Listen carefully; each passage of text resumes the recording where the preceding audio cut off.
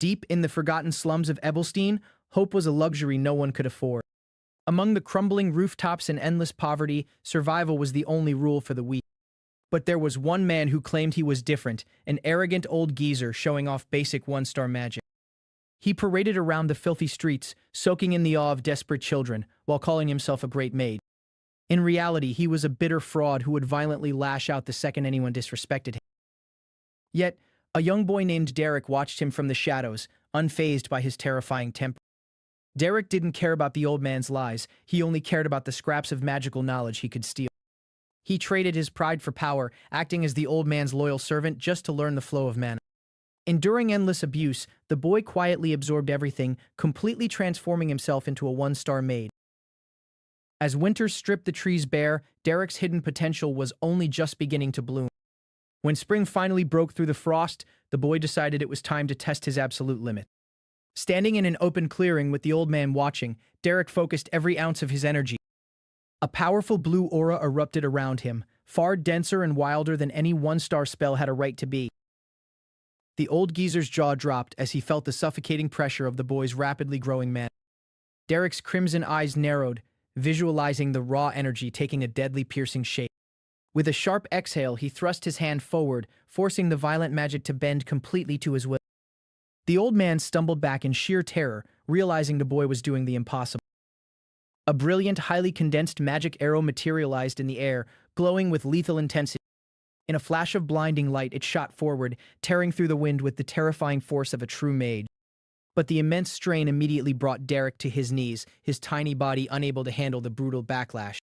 Instead of praising the boy's genius, a dark, miserable jealousy completely clouded the old man's eyes. Derrick wiped the sweat from his face, ignoring his master's bitter, resentful silence.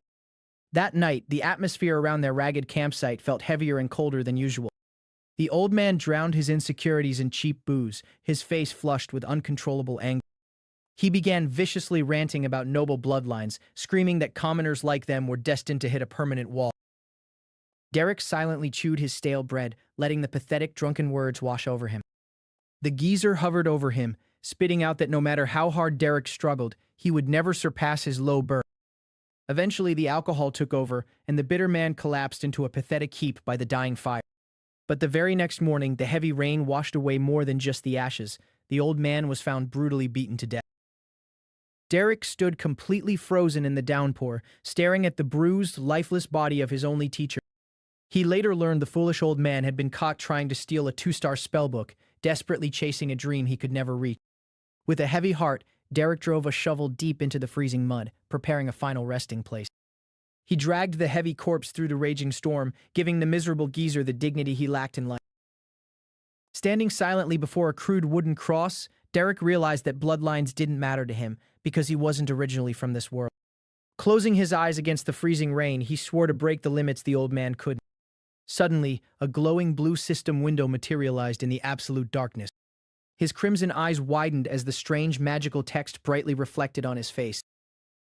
The system confirmed he had unlocked the true basics of magic, setting his ultimate path in motion. 4 grueling years of cutthroat survival and relentless training passed in the blink of an eye. Derrick was no longer a helpless boy, especially after crossing paths with Katia Flameheart, a fallen noble and a true 3-star mage.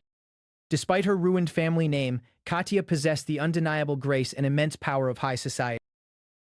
She took the young, rough mercenary under her wing, instantly recognizing the terrifying talent hidden behind his cold eyes. Side by side, they traveled the harsh lands, with Katia passing down genuine aristocratic magic theories to the hungry teenager. Inside the bustling Beldun's Tier Tavern, their quiet secret lessons continued amidst the noise of rowdy mercenaries. Sitting across from him, Katia knew it was finally time to push Derrick to the next stage of his evolution. She strictly warned him about the dangers of greed, emphasizing that true magic required absolute control over his imagination. Derrick listened intently, absorbing every single word like a deadly weapon. Instructing him to close his eyes, she told him to feel the raw mana flowing deep within his core. A dense, beautiful blue light immediately began to radiate from Derrick's entire body. Katia watched in silent awe as the boy effortlessly gathered the immense energy right beneath the wooden table. But her calm expression instantly shattered as the mana rapidly condensed into something terrifying. Derrick's power flared completely out of control, illuminating the entire tavern with a blinding, ethereal glow. Katya realized too late that he wasn't just forming a basic spell, he was accidentally triggering a high-level delusion. Suddenly, a deafening explosion echoed through the room, violently shaking the heavy wooden beams. The battle-hardened mercenaries panicked, drawing their weapons and screaming as pure chaos erupted inside the tavern. Derrick snapped his eyes open, gasping for air as the overwhelming spell finally broke its hold on him. Without hesitating for a single second, Katya grabbed his wrist with a vice-like grip. She forcefully dragged him up from the table, her face pale with absolute urgency. While the armed men frantically searched the first floor for the source of the blast, the two mages slipped seamlessly into the shadow. They quietly escaped out the back door, leaving the confused, terrified mercenaries far behind. Walking briskly through the sunlit alleys, the tension between them was absolutely suffocating. Katya continuously glanced over her shoulder to make sure no one was following, her heart still pounding. Derrick kept his head down, acutely aware of the incredibly dangerous mistake he had just made. Stopping in an isolated corner, Katya turned to face him, her expression a mix of fear and sheer disbelief. She explained that nobles violently protected their monopoly on magic, and exposing his power could get him instantly executed. Leaning in closer, she revealed that the 14-year-old boy had just flawlessly cast Auditory Hallucination, a highly complex 2-star spell. Derrick stared back at her, realizing he had just completely shattered the insurmountable wall between commoners and nobles. The glowing system window proudly confirmed his achievement, officially marking him as a rare 2-star mage. For the next year, they traveled together in a covered wagon, with Katya teaching him everything about high society and advanced spells. But all good things come to an end, and Katya was eventually summoned to be a private tutor for a powerful count, forcing them to part ways. House Elvester was a terrifyingly powerful family, a position that would guarantee Katya's safety and wealth forever. Before boarding her grand carriage, she offered Derrick one last warm, genuinely proud smile. She waved goodbye, leaving him with a precious 2-star spellbook that would completely change his life. Over the next year, his system screen filled with an incredible arsenal of deadly combat and illusion magic. Sitting alone in his room, a now 16-year-old Derrick closed the blue spellbook, having mastered it flawlessly on his own.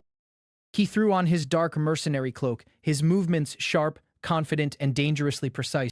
His crimson eyes glowed with a cold, unstoppable determination. He was more than ready to take on the world. Returning to the Beldun's Tier Tavern, he was now known as the most scarce and valuable asset in the wild, a rogue mage. The mercenary boss, Beldun, slammed his heavy hands onto the table, his face red with manic, desperate excitement. He aggressively leaned in, screaming that they had just received a life-changing request from the legendary Grand Duchy of Duplan. Derrick was instantly suspicious, his sharp mind immediately picking apart the illogical and highly suspicious request. Beldun was completely lost in his own greed, practically hallucinating mountains of endless gold coins falling from the sky. He aggressively grabbed Derrick's cloak, begging the young mage to take the monster-hunting job. Derrick violently swiped the man's hands away, thoroughly disgusted by his pathetic desperation. Realizing words wouldn't work, Beldun slammed a single heavy gold coin onto the wooden table as bait. Derrick stared at the glittering gold, silently calculating the insane political risks tied to such a massive advance payment. Deciding it simply wasn't worth his life, he turned his back on the greedy boss and walked toward the exit. But Beldun's desperate, high-pitched scream made him pause right in the doorway.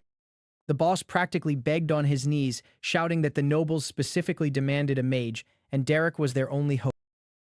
Annoyed by the loud, pathetic scene, Derrick let out a heavy sigh, realizing he couldn't just walk away from this mystery. With a swift, fluid motion, Derrick snatched the gold coin from the table, clenching it tightly in his fist. Beldun's face instantly lit up with a massive, greedy grin, knowing he had finally hooked his golden goose. Derrick inspected the coin, knowing that this small piece of metal was dragging him straight into a dangerous political nightmare. He was quickly led to the back room, where 3 incredibly out-of-place clients sat silently in the dim candlelight. Beldun nervously presented the teenage mage, sweating profusely while trying to sound as professional as possible. The old man wearing a monocle glared at Derrick, absolute disgust and disappointment written all over his aristocratic face. Beldun panicked, desperately waving his hands to defend Derrick's young age and terrifying combat skill. But the monocle-wearing noble wasn't having it, openly insulting them for trying to entrust the Grand Duchy's mission to a mere child. The clients abruptly stood up to leave, thoroughly offended by the mercenary guild's seemingly pathetic offering. But as they moved, the young girl in the blue cloak subtly shifted her gaze, revealing the hidden eldest daughter of the Duplain family, Aileen. Accepting the job, the young mage remained perfectly calm, confident in his skill. He traveled out to the lush borders of the Grand Duchy of Duplan, where the monster problem supposedly lay. Without warning, a screeching goblin lunged from the thick brush. His crimson eyes narrowed, instantly tracking the monster's pathetic movements. In a flash of brutal motion, he unleashed his magic, severing the creature midair. Blood sprayed across the grass as his enchanted blade tore through another goblin's flesh. The monsters roared, desperately trying to swarm the lone human boy. But his movements were terrifyingly precise, weaving lethal strikes through their chaotic ranks. Soon, he stood completely unbothered amidst a pile of slaughtered monsters, heavily covered in their blood. A final screech echoed out as a surge of blue lightning magic instantly executed the last surviving goblin. The crackling energy completely obliterated the beast, leaving nothing but scorched earth behind. Wiping the dirt from his face, he coldly looked back to ensure the clients had witnessed his work. The older gentleman, who had previously mocked his age, stood completely paralyzed in utter disbelief. Beside him, a subtle, satisfied smile crept across the face of the young girl hidden beneath the blue hood. Later that evening, the young mage returned to the rowdy Beldun's Tier Tavern to collect his earnings. But he was instantly greeted by Pelin, a fiery fellow mercenary, aggressively screaming that he had become a noble's dog. She thrashed wildly, desperately trying to leap over the bar, while the others frantically held her back. Furious, she demanded to know exactly how much money it took for him to throw away his commoner pride. The mercenary boss simply smirked, dramatically holding up a single finger to silence the room. He proudly declared the advance payment alone was an entire gold coin. Pelin froze, stars literally erupting in her eyes as the sheer value registered in her brain. Instantly abandoning her pride, she shamelessly screamed that she wanted to crawl between the noble's legs too. The boss ruthlessly shut her down, leaving her slumped over the counter in a pool of pathetic drool. Ignoring the chaos, the young mage calmly noted that the request was suspiciously easy for such a massive payout. He stared blankly ahead, running the strange details of the mission through his sharp mind.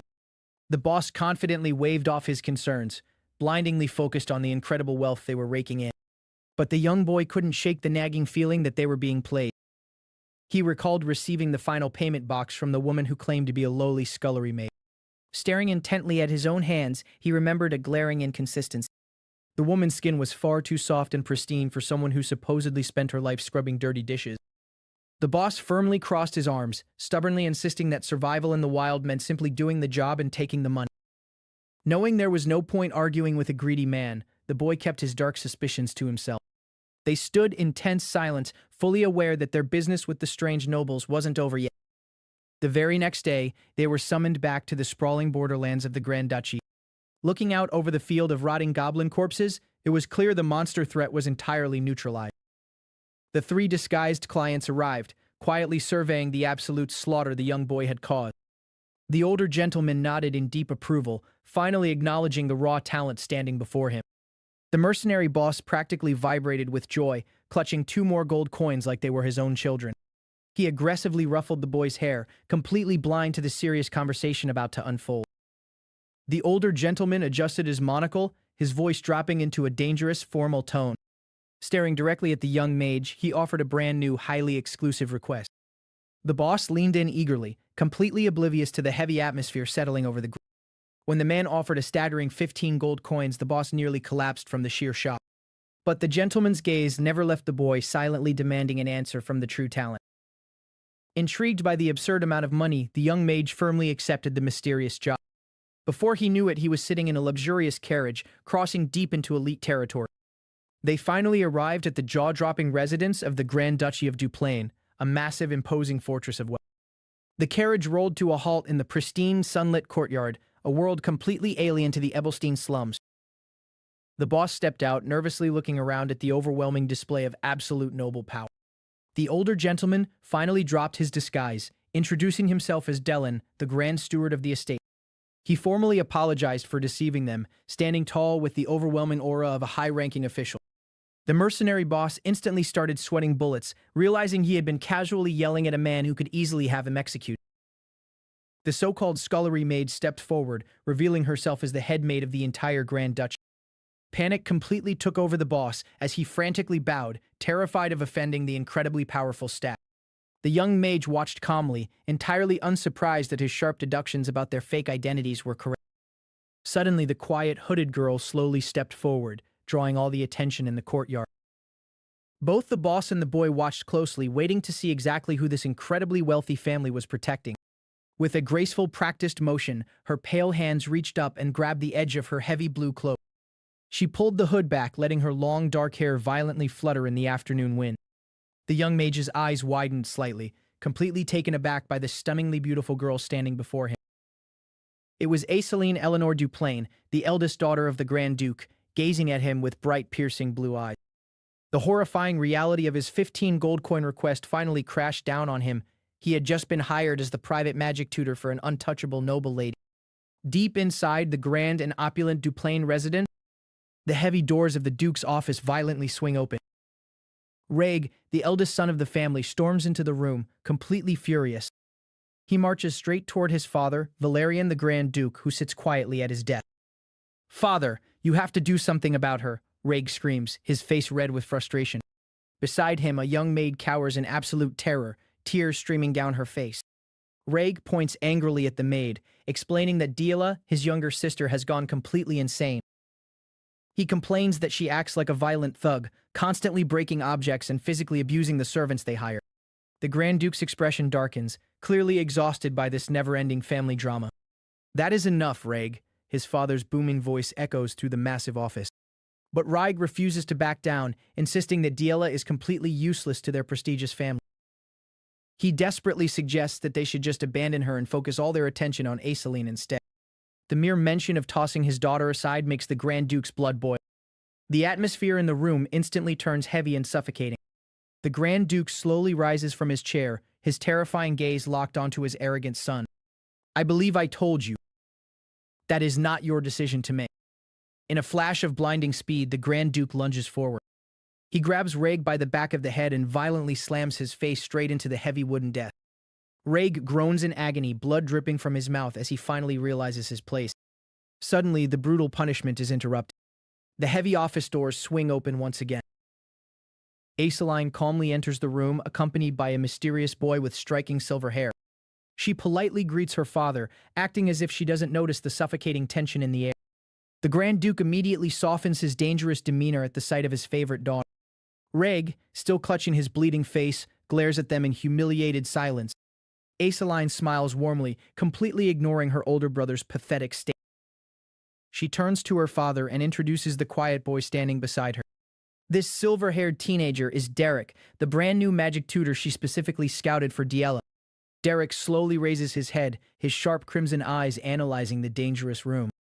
Reg grits his teeth, deeply offended by everything happening around him. Aiseline maintains her perfect innocent smile, waiting for her father's approval. But Derrick's gaze silently shifts to the side. He quietly notices the abused maid still shivering in the corner of the office. His crimson eyes narrow, instantly understanding the toxic and broken dynamics of this noble household. The Grand Duke decides he has heard enough whining for one day. He orders Aiseline and Reg to leave the office immediately. The two siblings bow and exit, leaving the massive room entirely silent. But right before Derrick can follow them out, the Grand Duke's cold voice commands him to stay behind.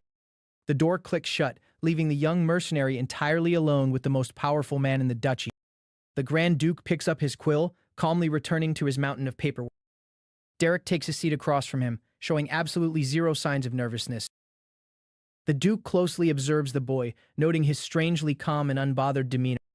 He directly asks Derrick if he truly possesses the magical ability required to teach his troubled daughter. Derrick gives a humble, polite response, keeping his true power hidden beneath his words. But the Grand Duke scoffs, stating that fake humility won't work on someone like him. Without any warning, the Duke unleashes the terrifying, bone-crushing aura of a 5-star mage. A massive wave of blue magical energy floods the entire room, specifically designed to crush the boy's spirit. But Derrick doesn't even flinch, sitting completely still against the overwhelming pressure. Impressed that the boy didn't pass out, the Grand Duke retracts his violent magical aura. Derrick simply brushes it off, remaining perfectly composed as if nothing even happened. The Duke leans forward, highly suspicious of Derrick's ragged appearance and surprisingly young age. He flatly states that Derrick doesn't look like a refined noble tutor in the slightest. Without a second of hesitation, Derrick admits the raw truth. He is nothing but a mercenary. The Duke's eyes widen slightly at this unexpectedly honest revelation. Derrick explains that he only took this dangerous job because Lady Aiseline commissioned him. And as a professional mercenary, he fully intends to see his contract through, no matter how difficult the target is. Satisfied with his unshakable resolve, the Grand Duke finally gives his ultimate approval. He officially grants Derrick permission to enter the isolated annex where Diella lives. Meanwhile, in another part of the massive mansion, a ceramic plate violently shatters against a wall. Diella is completely losing her mind, screaming at a terrified servant at the top of her lungs. The young maid trembles on the floor, frantically apologizing for a minor mistake. But Diella has zero mercy, maliciously threatening to throw the sharp, broken shards right at the maid's face. Cut back to Aeseline, who is enjoying a calm, peaceful cup of tea with the Grand Steward. The steward expresses deep concern over her choice of tutor for such a violently unpredictable girl. He reminds Aeseline that they have hired countless elite magic masters from across the entire continent, and every single one of them ended up quitting because of Diella's psychotic and abusive behavior. Aeseline simply smiles, entirely confident that Derrick is completely different from those pampered nobles. But the steward warns her that she might be severely underestimating exactly who Derrick is. The steward explains that Derrick isn't just a polite boy with a little bit of magic.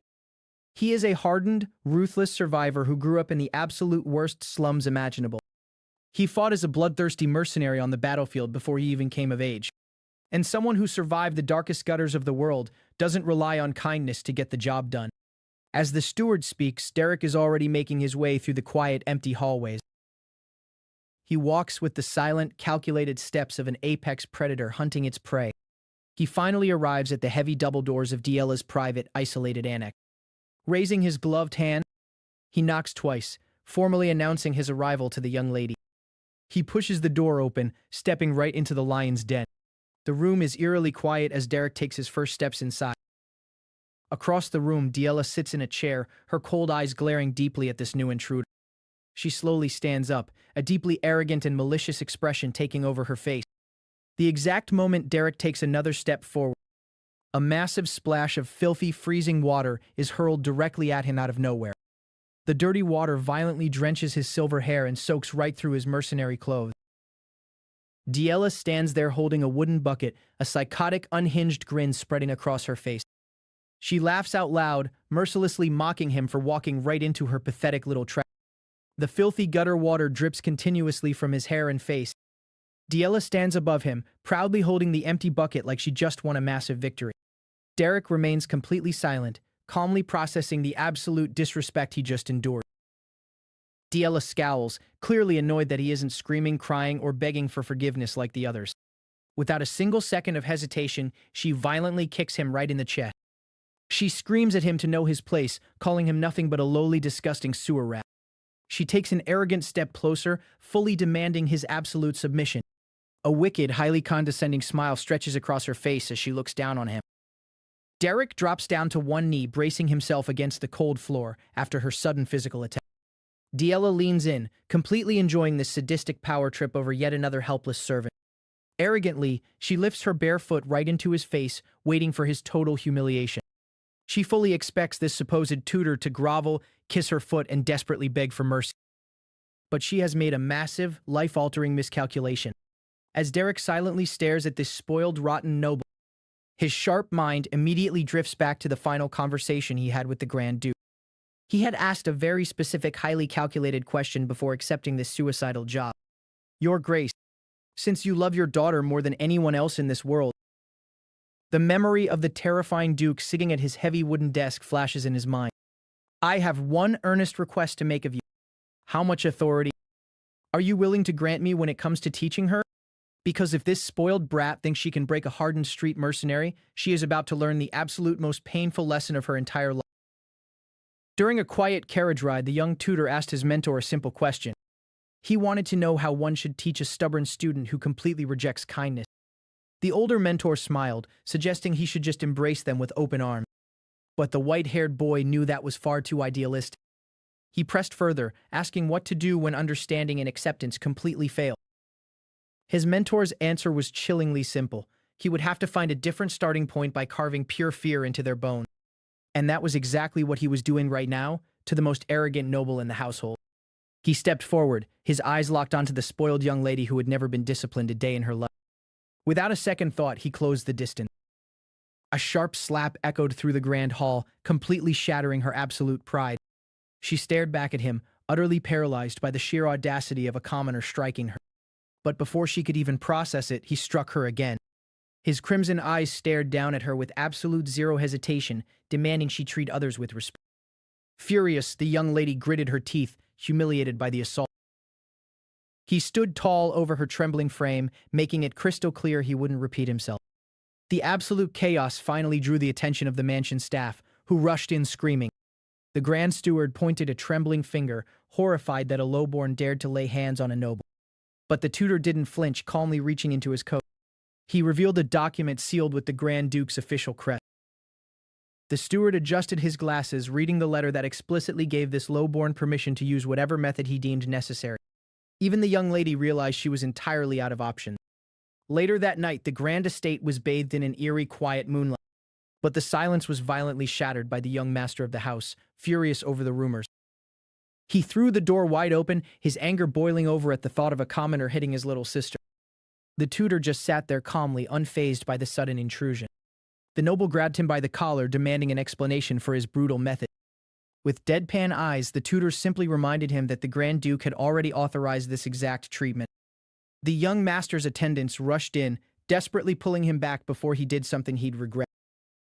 They reminded him that his sister needed a serious wake-up call before she ruined her own future. Slowly, the furious brother released his grip, realizing the harsh truth in their words. The tutor calmly fixed his collar, waiting for the noble to regain his composure. Defeated, the young master gestured for the tutor to follow him down the dimly lit hallway.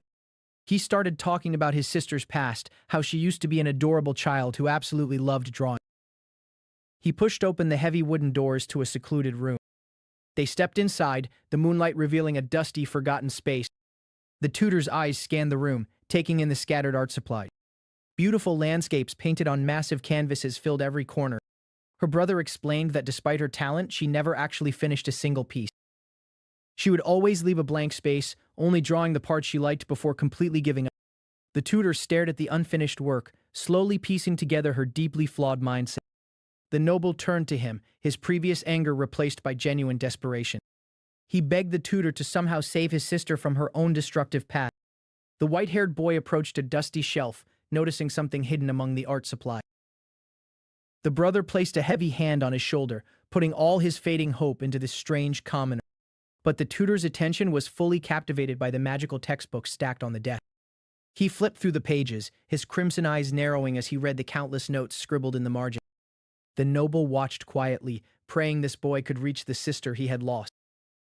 Staring at the complex magical theories, the tutor realized she hadn't completely given up on her dream. He glanced back at a vibrant painting of a forest, a plan slowly forming in his mind. Snapping the heavy book shut, he knew exactly what kind of starting point she needed. He stood in the silent room, finalizing his brutal new curriculum. The mansion was completely silent, the deep night hiding his next move. The young lady was fast asleep in her lavish bed, blissfully unaware of the nightmare approaching. Suddenly, a freezing bucket of water was ruthlessly dumped over her head. She jolted awake with a deafening scream, gasping for air. The tutor stood over her, casually holding the empty wooden bucket. Furious and soaked, she screamed at him, demanding to know if he had completely lost his mind. Without a shred of sympathy, he violently grabbed her by the arm. He dragged her out of her luxurious room, ignoring the panicked gasps of the mansion's maids. Kicking and screaming, she was forcefully pulled into the freezing night air. He practically threw her into the dirt, showing absolutely zero respect for her noble status. She crashed onto the hard ground, completely humiliated and shivering from the cold. Glaring up at him with pure hatred, she demanded to know what this insane stunt would even accomplish. But the tutor just looked down at her with dead, empty eyes. He leaned in closely, whispering an absolutely terrifying truth. He told her that he never actually had any intention of teaching her magic. He stood back up, looking around the empty, isolated woods. With a chillingly calm voice, he confessed that this tutoring job was nothing but an excuse. She stared in absolute horror as he admitted he just wanted a reason to beat up arrogant, high and mighty nobles. The sound of metal sliding out of a scabbard completely shattered her reality as he drew his blade. Her breath hitched in her throat, paralyzed by the sheer killing intent radiating off him. A twisted, demonic smile crept across his face, the moonlight reflecting off his steel sword. Survival instincts kicked in, and she scrambled desperately against the cold dirt. She broke into a full sprint, running for her life through the dark forest. Panting heavily, she realized if she ran toward the mansion, he would easily catch her in the open grass. She threw herself over a massive fallen log, pushing her burning legs to move faster. The shadows of the trees felt suffocating, but she didn't dare stop. Suddenly, a blinding light illuminated the dark woods behind her. The tutor calmly raised his hand, gathering an intense wave of heat into his palm. The young lady glanced back, her eyes widening in absolute terror. A massive blazing orb of fire hovered above his hand, lighting up the night sky. He smiled wickedly, relishing the sheer panic radiating from his fleeing student. The intense heat of the flames roared to life, casting terrifying shadows through the trees. The fireball condensed, growing hotter and more unstable by the second. She couldn't believe her eyes. A mere lowborn was casually casting two-star magic. She braced herself, letting out a final desperate scream as the flames launched forward. A deafening explosion ripped through the forest, shattering the silent night. The shockwave violently threw her forward, sending her crashing hard into the dirt. Terrified and utterly defeated, she swallowed hard, realizing her life was entirely in his hands. Staring through the settling smoke, the tutor looked down at her with glowing red eyes, proving that the lesson of fear had officially begun. The pale moonlight pierces through the dark, quiet forest. Footsteps crash through the underbrush as she sprints for her life. Panting heavily, Diella forces her exhausted legs to keep moving forward. Suddenly, her foot catches on a hidden root. She violently slams into the cold dirt, completely out of breath. Before she can recover, a glowing magical projectile shoots out from the darkness. She scrambles backward just in time to avoid the blast. More magical arrows slam into the earth, boxing her in. She stares in sheer terror at the glowing impact. Derrick casually strolls through the woods, barely breaking a sweat. Diella glances over her shoulder, her heart pounding against her rib. She pushes herself to keep running, desperate to escape her pursuer. Derrick tracks her effortlessly, genuinely impressed by her endurance. Diella's lungs burn as panic sets in, wondering how much longer she can keep this up. She realizes his unnatural speed means she might never outrun him. Derrick places a glowing hand over a puddle, using his mana to scan the vast wood. He looks up, immediately recognizing the landscape. It's the exact same forest she had been obsessively painting for years. He realizes she hadn't just been painting trees, she had been subconsciously channeling the wild mana of the environment onto her canvas. Everything finally clicks into place in his mind. Realizing she can't outrun him, Diella grabs a heavy rock with both hands. She hurls it at him with every ounce of strength she has left. Derrick doesn't even flinch, casually drawing his blade to intercept. The rock shatters harmlessly against the flat of his sword. Diella glares at him, completely unyielding despite the massive gap in their power. Derrick acknowledges her sheer willpower, impressed she chose to fight back instead of cowering. Completely drained of energy, Diella finally collapses to her knees. She stubbornly refuses to apologize or beg a lowborn for mercy. Looking up with a fierce glare, she demands he just finish the job and kill her. Derrick calmly asks why she cares so much about her noble bloodline. He stares her down, waiting for a real answer. Diella flinches, the question piercing right through her tough exterior. Her anger quickly melts into bitter sorrow as the rain begins to fall. Trembling, she cries out that without her bloodline she has absolutely nothing. Tears stream down her face as she screams about her endless failures. No matter how hard she tried to learn magic, she was never good enough. Even her passion for painting was crushed and ridiculed by everyone around her. She drops her head, utterly broken by the crushing weight of her own inadequacy. She asks what is even left of her identity if her noble status is stripped away. Derrick raises his glowing sword, having heard enough of her self-pity. Diella shuts her eyes tightly, bracing for the final strike. Derrick brings the blade down under the pale moonlight. She cries quietly, completely accepting her grim fate. Suddenly, a massive surge of raw energy violently erupts from the ground. Jagged spikes of solid ice blast outward in a defensive perimeter around her. Diella opens her eyes, stunned by the sudden freezing temperature. She stares in total shock at the towering ice crystals shielding her body. The magical barrier glows brightly against the dark forest backdrop. She looks around, unable to comprehend what she just did. Derrick stands on the other side of the ice, watching her with a calm, knowing expression. The swirling mana slowly settles back into the earth. Diella stares at her trembling, glowing hands in absolute disbelief. Derrick skillfully sheathes his sword, the test finally over. He bows slightly, praising her for the incredible display of hidden power. Diella is completely paralyzed by the realization of her own strength. Derrick explains that she just manifested pure mana through her raw emotions. Tears of intense relief and shock well up in her eyes. She lets out a breathless gasp as the truth washes over her. Derrick smiles, confirming that she belongs to the ancient school of the wild. He assures her that her magic has been real this entire time. Derrick kneels down and gently begins bandaging her scraped arm. Diella watches him quietly, the hostility between them completely gone. She is still trying to process the fact that she isn't a failure after all. Derrick finishes tying the bandage and tells her she has a long way to go. He promises to officially start teaching her how to control it tomorrow. Diella stands up, holding her arm, her eyes filled with newfound determination. She eagerly accepts his offer, refusing to be left behind ever again. The two of them begin the long walk back to the estate. The tense atmosphere is replaced by a quiet, unspoken understanding. Under the night sky, her hopeless nightmare finally comes to an end. As they walk, Derrick brings up her beautiful sunset painting. Diella humbly admits it's been a long time since she actually touched a brush. Warm morning sunlight suddenly floods into the grand bedroom. Diella sits up in bed, looking well-rested and completely transformed. She stares at her hand, making a small wisp of mana dance across her fingertip. A maid nervously carries a wooden bucket of water into the room. Suddenly, the maid trips over her own feet. She completely loses her balance, stumbling forward. The heavy bucket slips right out of her grasp. Water aggressively splashes directly onto Diella's pristine shoes. The maid goes pale, realizing she just made a fatal mistake. Diella stares down at the puddle with an unreadable expression. The terrified maid drops to the floor, begging for her life and expecting a vicious punishment. Diella calmly steps around the crying servant without raising her voice. The other maids watch in absolute shock, bracing for a scream that never comes.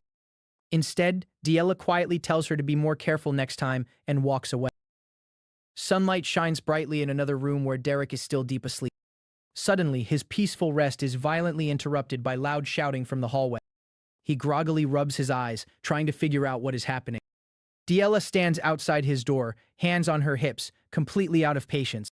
The head butler stands beside her, sweating profusely after hearing the news of her magic. Diella glares intensely, unwilling to wait another second to begin her training. The butler tries his best to reason with her and maintain order in the hallway.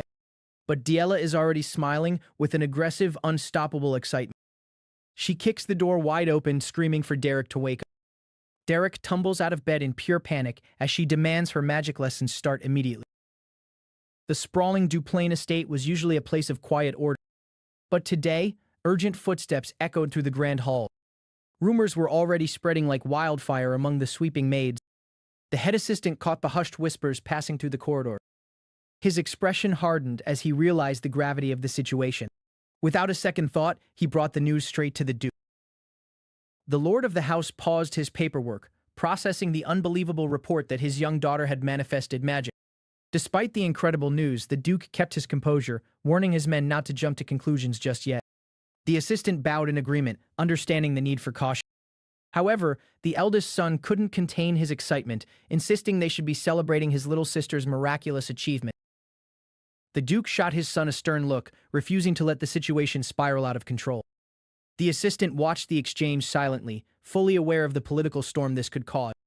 With a heavy sigh, the Duke returned to his endless pile of documents. Outside, the skies remained calm, completely oblivious to the shifting dynamics within the noble house. Up in her room, the supposed prodigy was doing nothing but sulking in the corner of her bed. Derrick stepped into the room, instantly noticing the young lady's foul mood. Diella glared at the wall, refusing to acknowledge her new tutor. Scratching his head, Derrick realized dealing with a noble brat was going to be a massive headache. She immediately snapped at him, insisting she wasn't allowed to use her new powers. Derrick remained perfectly calm, bluntly telling her that throwing a tantrum wouldn't change a single thing. Diella leaped to her feet, screaming at the top of her lungs that she was angry, not pouting. Derrick just stared at her with deadpan eyes, entirely unmoved by her outburst. Realizing her screaming was getting her nowhere, she grumbled and reluctantly backed down. Taking his seat at the table, Derrick pulled out his textbook, ready to begin the day's lesson. Diella crossed her arms, mockingly calling him a stuffy, boring magic teacher. But Derrick's playful demeanor vanished, replaced by the chilling gaze of a true veteran. He warned her that reckless magic use wouldn't make her powerful, it would only get her killed. The sheer weight of his words forced the young girl into a stunned silence. Satisfied with her attention, he announced they would finally practice magic manifestation. Raising his hand, Derrick summoned a swirling orb of raw mana, showing her the pinnacle of control. He explained the intricate flow of energy, making sure she absorbed every detail. For the first time, Diela sat completely still, entirely captivated by the lesson. Derrick noted that her chaotic energy meant the rigid traditional styles of magic wouldn't work for her. Instead, he dropped a bombshell. She was perfectly suited for the untamed school of the wild. A heavy blush crept across Diela's face as the weight of his compliment sank in. Her eyes sparkled with sheer excitement as she boldly asked if this meant she was a certified genius. Derrick immediately shut her down, clarifying that having raw talent and being a genius were two entirely different things. By the next day, Diela was already putting her lessons to the test, practicing her flow in the courtyard. But from the shadows, the head assistant glared at them with sharp, untrusting eyes, clearly displeased with the new tutor. As the morning sun bathed the estate, the intense training continued without a single break. Diela proudly burst into the dining room, desperate to show off her newly stabilized mana flow. But Derrick didn't even look up, casually taking a bite of his food while she eagerly awaited praise. Even as she followed him through the halls, he kept his nose buried deep in his spellbook. Later that afternoon, he sat under the shade of a tree, completely ignoring her struggles on the grass. Pushed to her absolute limit, Diela screamed his name, demanding his attention. He finally lowered his book, looking at her with mild annoyance. She pointed an accusing finger, furious that he had given her a mountain of spellbooks just so he could slack off. He didn't deny it, calmly walking back to the mansion while she trailed behind, still complaining about her magic feeling weird. From a high window, the eldest son watched their unique dynamic with keen interest. Heavy doors opened, summoning the mysterious tutor for a private audience. The blonde noble turned around, asking for an honest report on his little sister's progress. Derrick kept his answers brief and professional, assuring him that she was growing steadily. But the brother's expression darkened, revealing that this wasn't just a friendly check-in. Derrick narrowed his eyes, sensing a shift in the atmosphere. The eldest son dropped a heavy warning. Their mother, a terrifying woman obsessed with noble status, was returning next week. Unfazed by the threat, Derrick asked if warning him was the only reason for this meeting. The brother turned his back, launching into a grand speech about his future role as the head of House Duplain. Derrick sat in complete silence, waiting for the punchline of this overly dramatic monologue. Clenching his fist, the blonde noble spoke passionately about embracing every member of his family. He declared that true leadership required sincerity, understanding, and unyielding love for his kin. Derrick stared at him with an absolute deadpan expression, completely lost. Striking a heroic pose, the brother looked towards the heavens, consumed by his own righteous word. But then his grand facade shattered, and he leaned in desperately, begging Derrick to tell him how to win his little sister's favor. Before Derrick could answer, the doors violently burst open. The brother jumped back in pure terror at the sudden intrusion. Diela proudly held up a horrifying stitched-together doll, eager to show off her new crafting skills. Derrick stared at the terrifying object, bluntly asking if she was trying to curse someone. In the background, the eldest brother sobbed uncontrollably, realizing his sister would rather play with voodoo dolls than him. A few days later, the peaceful atmosphere of the estate was completely shattered by a highly anticipated arrival. The servants lined up in absolute perfection as the matriarch of House Duplain stepped into the grand hall. Muriella Dable Duplain looked down at the new tutor with an elegant but calculating smile, introducing herself. Derrick met her gaze without a single ounce of fear or hesitation. Assuming he belonged to a prestigious lineage, she graciously offered to send a lavish gift to his noble house. With a completely straight face, Derrick firmly stated that he wasn't affiliated with any house. The elegant mother's polite smile instantly vanished, replaced by sheer horror and disgust as she realized a filthy commoner was teaching her daughter. Word had spread quickly across the grand estate about the arrival of a highly capable new magic teacher. The household staff gathered respectfully in the grand hall to welcome the distinguished guest. A noblewoman introduced herself gracefully, offering generous gifts from her territory to win the instructor's favor. But her polite smile vanished the moment Derrick bluntly revealed the truth about his background. He wasn't some high-ranking aristocrat. He calmly stated that he had no family name and no house to back him. The revelation that he was nothing more than a commoner sent an immediate shockwave of absolute disgust through the noblewoman. Just 1 week earlier, the atmosphere at the Grand Duke's magnificent residence had been completely different. Aiseline had personally brought Derrick to the estate, trusting him with a vital, deeply personal task. With a warm, hopeful smile, she explained that she had to return to her own territory, leaving her younger sister Diela entirely in his hands. Derrick accepted the heavy responsibility with his usual lifeless, monotone expression. His absolute lack of enthusiasm was so obvious it almost felt like an insult to the noble family. Aiseline's escort couldn't help but sweat drop at the mercenary's painfully dry and unbothered response. As she stepped into her luxurious carriage, Aiseline urged Derrick to wrap things up quickly and stay out of trouble. The heavy wooden wheels began to roll across the cobblestone courtyard as she departed. Suddenly, Aiseline realized she had made a terrible, potentially fatal mistake in her instructions. Sticking her head out the window, she frantically tried to warn him about her mother's impending return. The escort could only watch in dread as they rolled away, knowing exactly what kind of terrifying wrath was coming for the poor teacher. Back inside the estate, the heavy doors to the grand office were thrown open with a violent crack. Expensive silk rustled furiously as the Duchess stormed into the room, radiating pure killing intent. She slammed her hands down, absolutely losing her mind over the fact that a filthy commoner was teaching her precious daughter. The Grand Duke didn't even flinch, calmly holding his feather pen as he endured the incoming storm. His wife screamed at the top of her lungs, demanding to know how he could let a mercenary anywhere near their child. Taking off his glasses with a heavy sigh, he gently reminded her that finding a competent magic teacher was nearly impossible these days. The Duchess refused to listen, kneeling down to passionately argue that Derrick's lack of noble blood would ruin their reputation.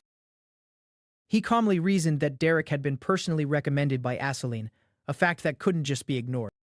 But the Duchess pointed a trembling finger, warning that the vicious high society circles would tear their family apart.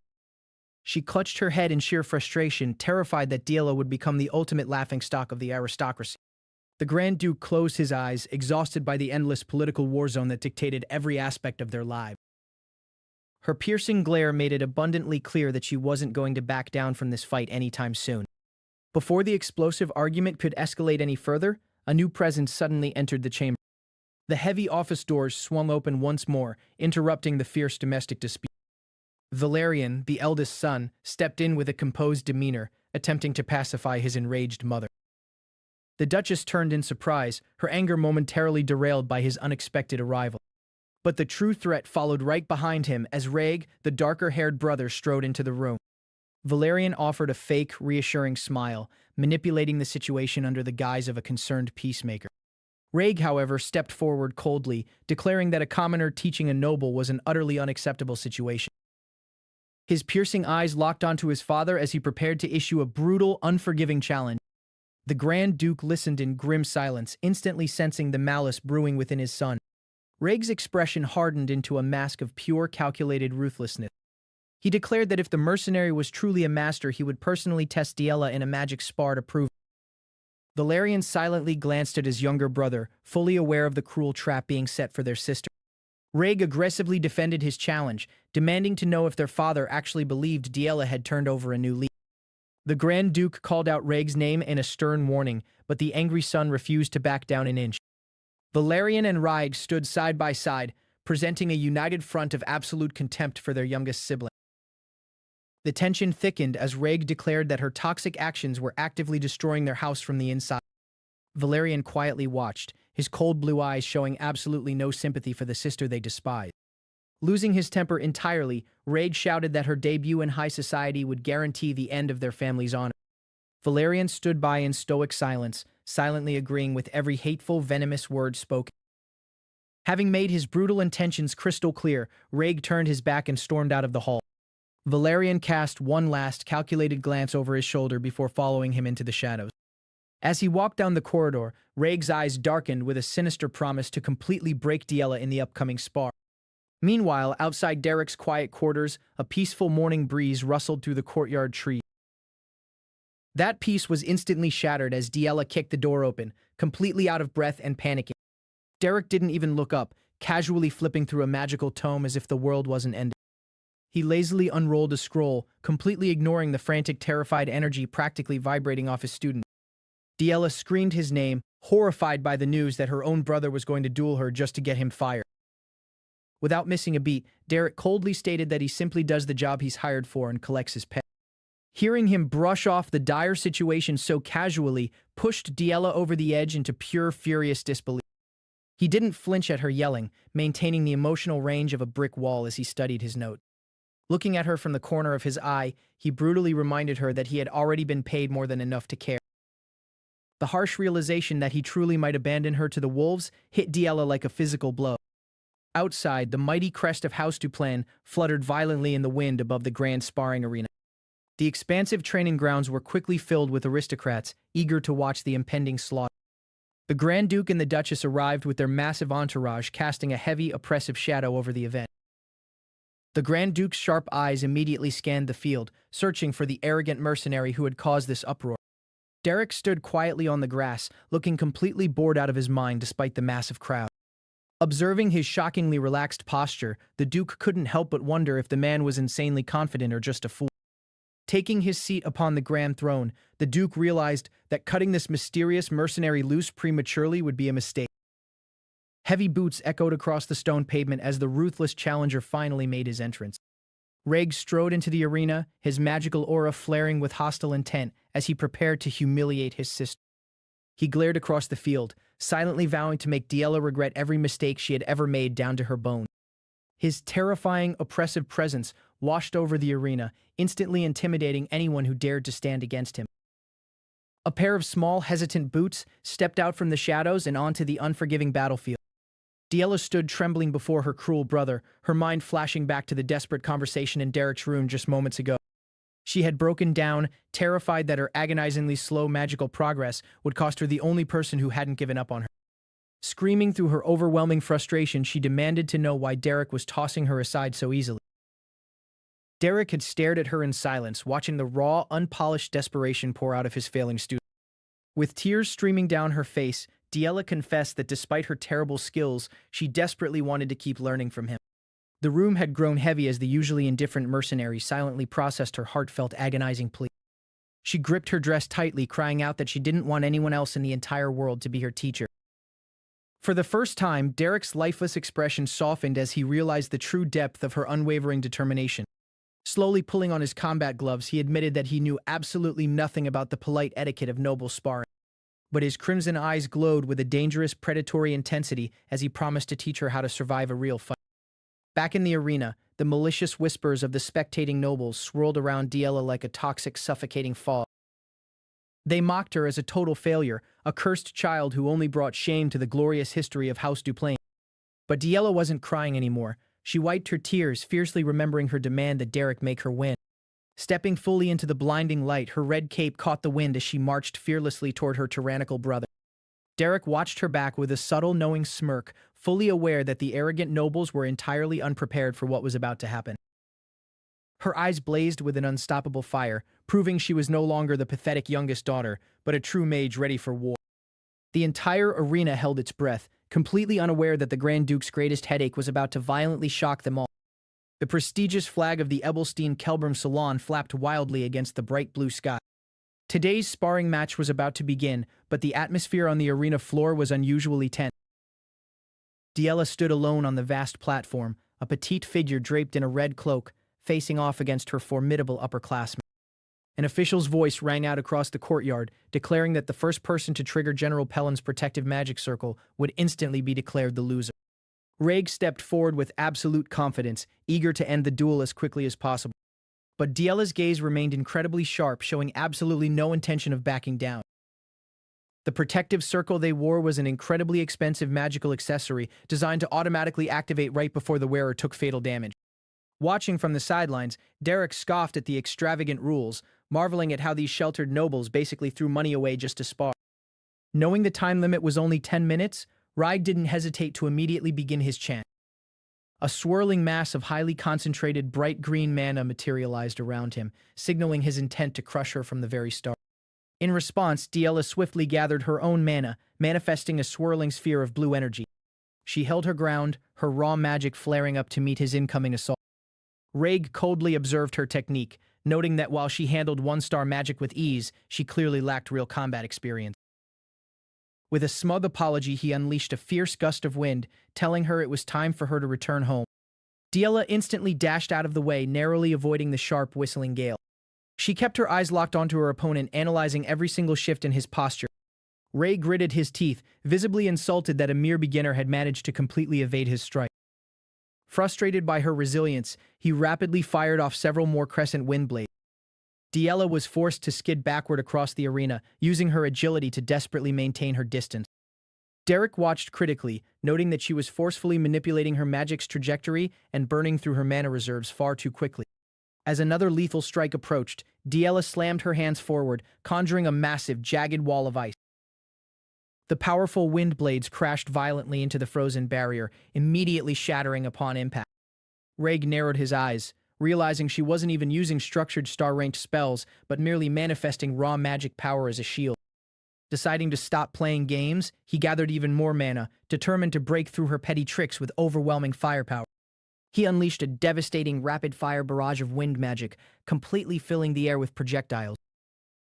He arrogantly taunted her, challenging her to try and block this relentless onslaught. Amidst the chaotic blasts, Diella recalled Derrick's harsh training and his grim lessons about the brutal difference between nobles and mercenaries. She remembered how he drilled into her that mercenaries didn't care about fairness, their only focus was absolute victory. Derrick had warned her that even if she won using underhanded, dirty tactics, the pristine noble society would criticize her fiercely. He had looked her in the eye and asked one simple, heavy question. Was she really fine with that?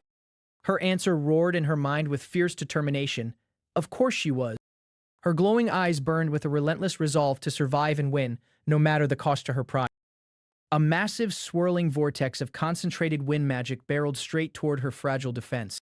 Right before it struck, Diella abandoned her crumbling ice shield and sprinted desperately out of the blast zone.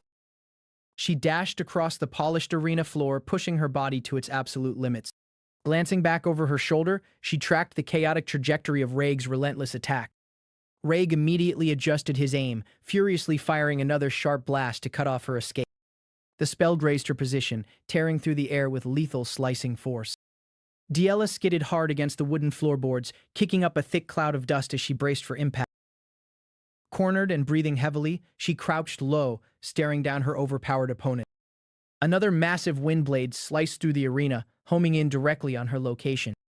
It slammed into her hastily constructed ice defense with a deafening, thunderous crash. Chunks of shattered ice flew violently in every direction as her protective barrier finally gave way. Diella gritted her teeth in agony, struggling to hold on against the overwhelming, suffocating pressure. Reg watched with a triumphant, arrogant smirk, fully convinced the one-sided match was already over. Diella looked up just in time to see his ultimate devastating attack descending upon her. A colossal wave of destructive wind magic engulfed her entire side of the platform. A massive explosion rocked the arena, sending jagged splinters and thick smoke violently into the air. Through it all, Derrick watched from the stands in absolute silence, completely unfazed by the destruction. The noble spectators, however, gasped in absolute horror, covering their mouths at the brutal, ungentlemanly strike. Someone from the upper balconies screamed in panic that Diella was severely hurt. The aristocratic crowd began to murmur in chaos, deeply concerned for the young lady's well-being. Panic rippled through the audience as the dust completely obscured the battlefield. Yet General Pelham, sitting calmly in the VIP section, didn't even flinch at the devastating impact. Derrick carefully observed the general's stone-cold demeanor from a few seats away. He realized that Pelham had fully expected Diella to pull off a desperate stunt exactly like this. Down in the ruined arena, Reg stared into the thick smoke, realizing something was horribly wrong. The protective magic circle hadn't activated, even though that final strike should have been a guaranteed direct hit. Suddenly, he noticed a massive gaping hole in the wooden platform exactly where Diella had just been standing. Before he could even process the trap, an ominous, sickening crack echoed from right beneath his boot. A massive spike of jagged, deadly ice erupted directly upward from the shattered floorboard. Reg desperately threw himself backward into the air, narrowly escaping being completely impaled. The erupting ice shattered the arena floor into millions of splinters, destroying his previous foothold entirely. He landed aggressively, sliding across the remaining wood as he tried to regain his balance and composure. Shock washed over his face as the horrifying realization hit him. She had intentionally fallen through the floor to launch an attack from underneath. The referee hesitated on the sidelines, wondering if hiding below the stage technically counted as leaving the arena bound. But General Pelham merely shook his head in silence, effectively ruling that her underhanded tactic was still within the rules. Reg began to sweat profusely, furious that the judges were actually allowing such a petty, dirty mercenary trick in a noble's duel. He frantically scanned the ruined floorboards, trying to track her invisible movements beneath him. But another sudden barrage of ice spikes immediately exploded from beneath his feet, forcing him to keep moving. The entire arena was rapidly turning into a deadly, unpredictable minefield of erupting frost. Reg was completely forced on the defensive, realizing that hitting an enemy he couldn't even see was mathematically impossible. He leapt wildly through the air, completely losing his earlier advantage in overwhelming momentum. The terrifying truth dawned on him. She didn't need to overpower his magic. She just needed to land a single surprise blow to trigger his protective circle. Deep in the pitch-black shadows beneath the destroyed stage, Diella patiently bided her time. Her eyes glowed with a predatory, unnatural calmness as she tracked his panicked footsteps from the dark. Reg shuddered violently as he recognized that exact same terrifying, ruthless gaze staring up at him. It was the identical, cold-blooded look Derrick had given him during their brutal confrontation in the past. Looking up into the stands, Reg spotted Derrick sitting there with a smug, knowing expression. Boiling with absolute rage, Reg finally realized this entire dirty survivalist fighting style was Derrick's master plan all along. Realizing a proper, elegant, noble duel was now completely out of the question, Reg violently threw off his restrictive cape. With his mana flaring wildly around him, he fiercely declared that if they wanted to play dirty, he would gladly play along and crush them both. The spectators gasped in disbelief, demanding to know if Diella had actually just dived straight under the ruined platform. The overseer calmly stroked his beard, refusing to halt the duel since she hadn't technically broken any of the established rules. He watched with a sharp, calculating eye, curious to see how this incredibly unorthodox strategy would play out. Down in the suffocating darkness of the dusty pit, Diella was completely hidden from view, surrounded by jagged spikes of ice.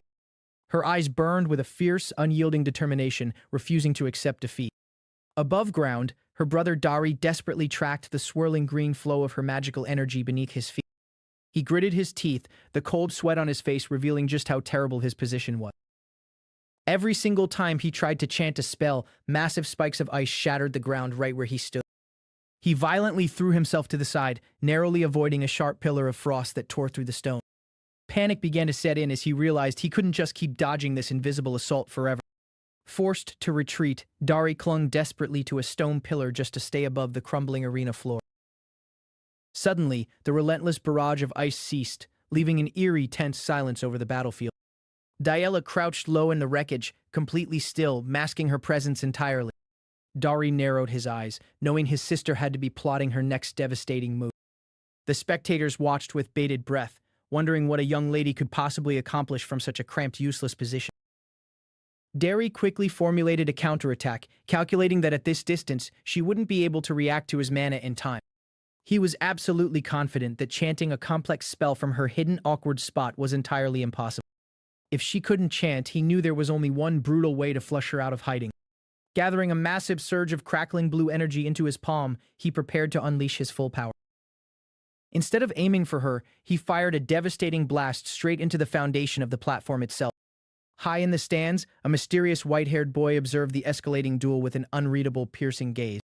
Dari's spell slammed into the stone infrastructure with terrifying, earth-shattering force. The sheer impact sent shockwaves rippling out, turning the arena floor into absolute debris. Dari vaulted backward through the air, escaping the blast radius just as the massive structure gave way. A catastrophic explosion engulfed the center of the battlefield, burying everything in a thick, choking cloud of dust. The crowd shrieked in horror, convinced that the young lady had just been crushed alive under the rubble. Dari landed safely on the outskirts, coughing wildly as he tried to peer through the heavy smoke. He kept his guard up, his eyes darting back and forth as he searched for any sign of movement. Suddenly, a sharp, glowing projectile pierced straight through the center of the dust cloud. A blazing arrow of pure magic shot out with blinding speed, aiming directly for his head. Diella burst from the smoke, launching herself forward with a desperate, battle-crazed cry. Her hands stretched out, unleashing a fierce burst of magical energy right into his path. The icy projectile spun rapidly, slicing through the air with deadly precision. It missed him by mere inches, shattering violently against the invisible barrier behind him. Diella didn't stop her momentum, pushing her exhausted, battered body to the absolute limit. Dari braced himself, smirking as he thought that in close-quarters combat, his physical prowess gave him the guaranteed win. He readied his own magic, calculating that if he could just land one solid hit, the duel would instantly be his. But Diella didn't cast another spell. She leaped into the air and brought her heavy boot crashing down. She stomped her heel directly into her brother's face, completely shattering his arrogant composure. The sheer audacity of the brutal physical blow left him reeling in absolute shock. Dari stumbled backward, clutching his aching chest as he struggled to maintain his footing. Before he could even catch his breath, Diella lunged toward the ground and scooped up a massive handful of dirt. With zero hesitation, she violently hurled the sand straight into his eyes. Dari choked out a curse, throwing his arms up to shield his face from the blinding, dirty attack. He wiped his stinging eyes, utterly baffled by her aggressive, street-brawling survival tactic. He wondered if she was resorting to throwing dirt just because her mana reserves were finally completely empty. Looking up, he saw her standing amidst the ruined arena, bathed in the sunlight, panting but entirely unbroken. The heavy realization hit him. This wasn't just a simple sparring match for her. This was a desperate fight to prove her very worth to the world. Staring at her unwavering, terrifying resolve, Dari decided to stop holding back entirely. If she was going to fight with everything she had, he would honor her by meeting her head-on, with all his might as her brother. Diella clutched her throbbing head, her vision swimming as she pushed way past her physical and magical limits. Blood trickled down her bruised face, but she flat-out refused to surrender. In that moment of extreme exhaustion, the profound words of her enigmatic white-haired tutor echoed in her mind. He had taught her to stop thinking of spells as rigid, boring formulas, and instead imagine them as painting a masterpiece with a brush. Mana is the paint, his calm voice resonated deep within her memory. Under the beautiful starry night sky, he had shown her how to naturally mold the living energy around her. You gather the freely scattered paint with the brush, he had instructed, demonstrating with a simple flick of his wrist. And paint a picture. He had looked back at her, his crimson eyes piercing straight through all of her insecurity. Back in the chaotic present, Diella's eyes widened as the true terrifying meaning of his lesson finally clicked into place. She could feel it now, the raw, untamed mana swirling effortlessly at her trembling fingertip. It was no longer just energy, it was a perfect extension of her own absolute will. A brilliant azure light ignited in her eyes as she began to draw the chaotic mana into a single point. The memory of her tutor's flawless demonstration fueled her with an unstoppable surge of confidence. A dazzling, overwhelming blue aura erupted around her small frame, illuminating the dusty arena like a star. The older spectators broke into a cold sweat, instantly recognizing the terrifying density of the magic she was gathering. The overseer's jaw dropped in sheer terror as he realized the catastrophic spell she was attempting to cast. Dari panicked, realizing that this was no longer a simple duel. She was about to unleash something that could kill him. Diella stood at the epicenter of the glowing storm, completely locked into her devastating spell. Dari thrust his hand forward, desperate to launch an attack and interrupt her before it was too late. Despite the overwhelming magical pressure crushing the arena, Dari refused to back down, declaring that the outcome wouldn't change. A massive barrage of his own magical arrows materialized in the sky, humming with lethal energy.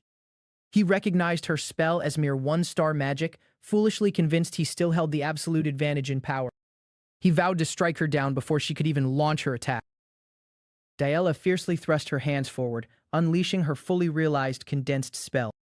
A massive glowing spear of pure destructive ice shot forward with blinding, inescapable speed. Dari roared at the top of his lungs, launching his entire volley of magical projectiles to intercept. The high-level spells hurtled towards each other, leaving brilliant streaks of deadly light in their wake. They collided in the dead center of the arena with an ear-piercing, world-shattering screech. A catastrophic explosion of raw mana detonated, swallowing both siblings in a blinding flash of pure white light. The massive shockwave ripped through the spectator stands, forcing everyone to throw up their arms and shield their eyes. A terrifying dome of concentrated energy expanded outward, threatening to consume the entire courtyard. The destructive force shattered the remaining stone pillars into fine falling dust. As the chaotic smoke finally began to clear, heavy, exhausted panting echoed through the dead silence. Diella stood amidst the smoldering rubble, battered, bleeding, but impossibly still holding on to her consciousness. High in the stands, the white-haired boy watched the silent aftermath, a faint, proud smirk threatening to break across his face as he realized exactly what she had just accomplished. A year had passed since the incident began with a single ominous letter. The peaceful days of the estate were about to be shattered. The Grand Duke marched down the corridor, a missive from House Belmard heavy in his hand. His expression hardened as he read the demands, knowing exactly what this meant for his family. Alone in her room, young Diella bore the weight of her household's expectations in complete silence. Her father watched her from the shadows, knowing the brutal trials she would soon have to face. Now, standing on the battered training grounds, Diella pushed herself to her absolute limit. A massive barrier of magical energy suddenly shattered into blinding pieces around her. The final trigger of her spell had been activated, draining the absolute last ounce of her strength. Her opponent was completely overwhelmed, caught in the devastating blast of her desperate attack. Watching from the sidelines, Raymond observed the chaotic aftermath in complete silence. Despite his stoic demeanor, a flicker of genuine concern crossed the young teacher's eyes. Diella could no longer hold it in, letting out an agonizing, heartbroken wail of defeat. The magical duel had ended in absolute disaster, leaving the beautiful courtyard in ruin. Her mother rushed forward, screaming in absolute horror at the sight of her battered child. She furiously yelled that it made no sense for a so-called master to teach her daughter such dangerous nonsense. The Grand Duke remained unmoving, his mind flashing back to the day he first met the boy. He remembered the proud knight who had sworn his sword and life to the ducal family. That man had spoken highly of his son, a boy who carried the heavy weight of his father's legacy. And looking into young Raymond's eyes, the Duke saw that very same burning, unmistakable ambition. Back in the present, Diella desperately tried to wipe away her endless stream of tears. Her father stared down at her, offering neither comfort nor pity for her bitter failure. Her small body trembled violently, bruised and exhausted from the overwhelming magical strain. The estate maids completely panicked, swarming around the crying girl in pure terror. They frantically checked her wounds, screaming for an emergency healer to be brought at once. The atmosphere in the courtyard grew thick with suffocating tension as everyone scrambled to help. An attendant quickly stepped forward, ready to escort the defeated noble away from the training ground. He offered a respectful bow, trying to usher the sobbing girl away from the crowd's prying eyes. The head maid wrapped a protective arm around Diella, promising to take her to the inner chambers immediately. With her head hung low in absolute shame, Diella slowly turned to leave the battlefield behind. But before she went inside, she dragged her heavy feet toward the wooden bench where her teacher sat. Raymond didn't say a word, patiently waiting for his devastated student to speak. She couldn't even look him in the eye, overwhelmed by a crushing sense of inadequacy. Tears continued to fall, splashing against the dirt as she struggled to find her voice. Her tiny hands gripped her ruined dress, her knuckles turning white from sheer frustration. Through her violent sobs, she finally choked out a desperate, heartbreaking apology for losing. Raymond's eyes widened slightly, completely taken aback by her misplaced guilt. He pushed himself off the bench, refusing to let her carry this heavy burden alone. Standing tall against the glaring sun, he gently assured her that he was perfectly fine. His calm, steady voice was the only comfort she had in this humiliating moment. Hearing his gentle reassurance broke whatever little composure Diella had left. She threw her head back and bawled, her agonizing cries echoing across the entire estate. Raymond simply stood by her side, letting her release all the pent-up stress of the grueling battle. But the sound of her crying summoned a wrathful presence from across the ground. Her mother marched toward them, her face twisted in a terrifying mix of sorrow and absolute fury. She instantly dropped to her knees, lovingly cupping her precious daughter's tear-stained face. She pulled Diella into a desperate embrace, whispering how incredibly hard she had fought. Safe in her mother's arms, the young girl continued to sob uncontrollably into her shoulder. But as she comforted her child, the Duchess's tearful eyes locked onto the boy responsible for this mess. Wiping away her own tears, her sorrow instantly morphed into an uncontrollable, blinding rage.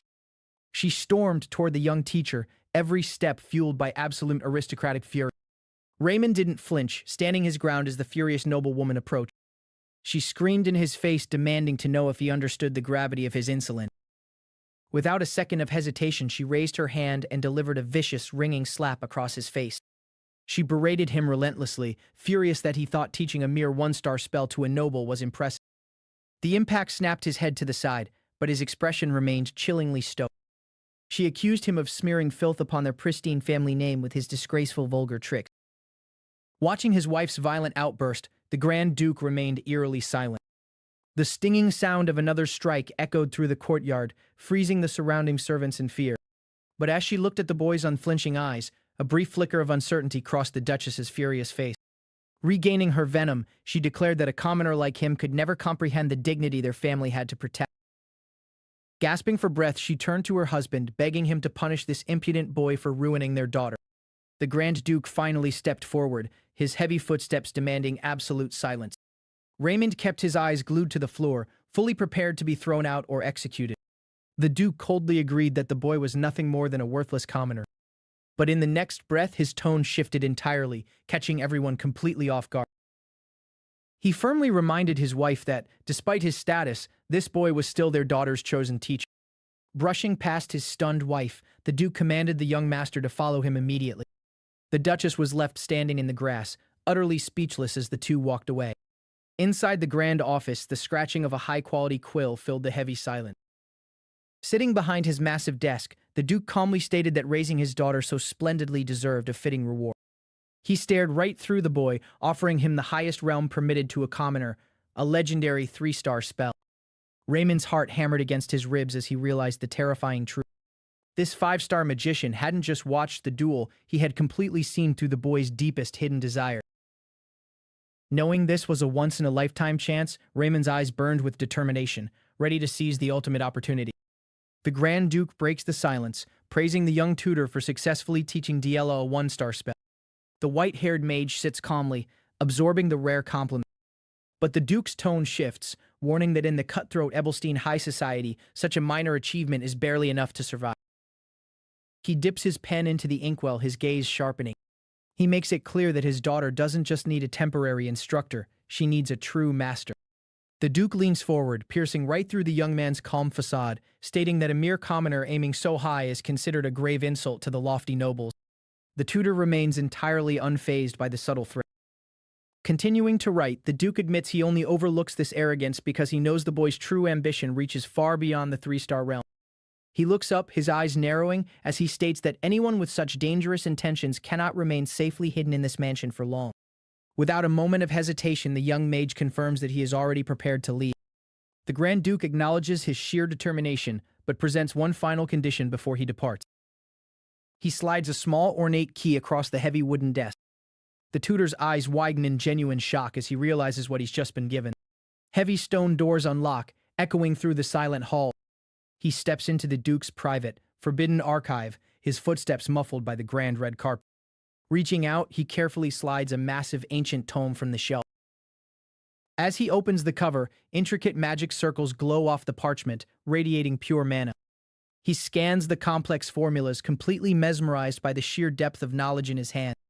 A breathless whisper escapes his lips as he takes in the impossible treasure before him.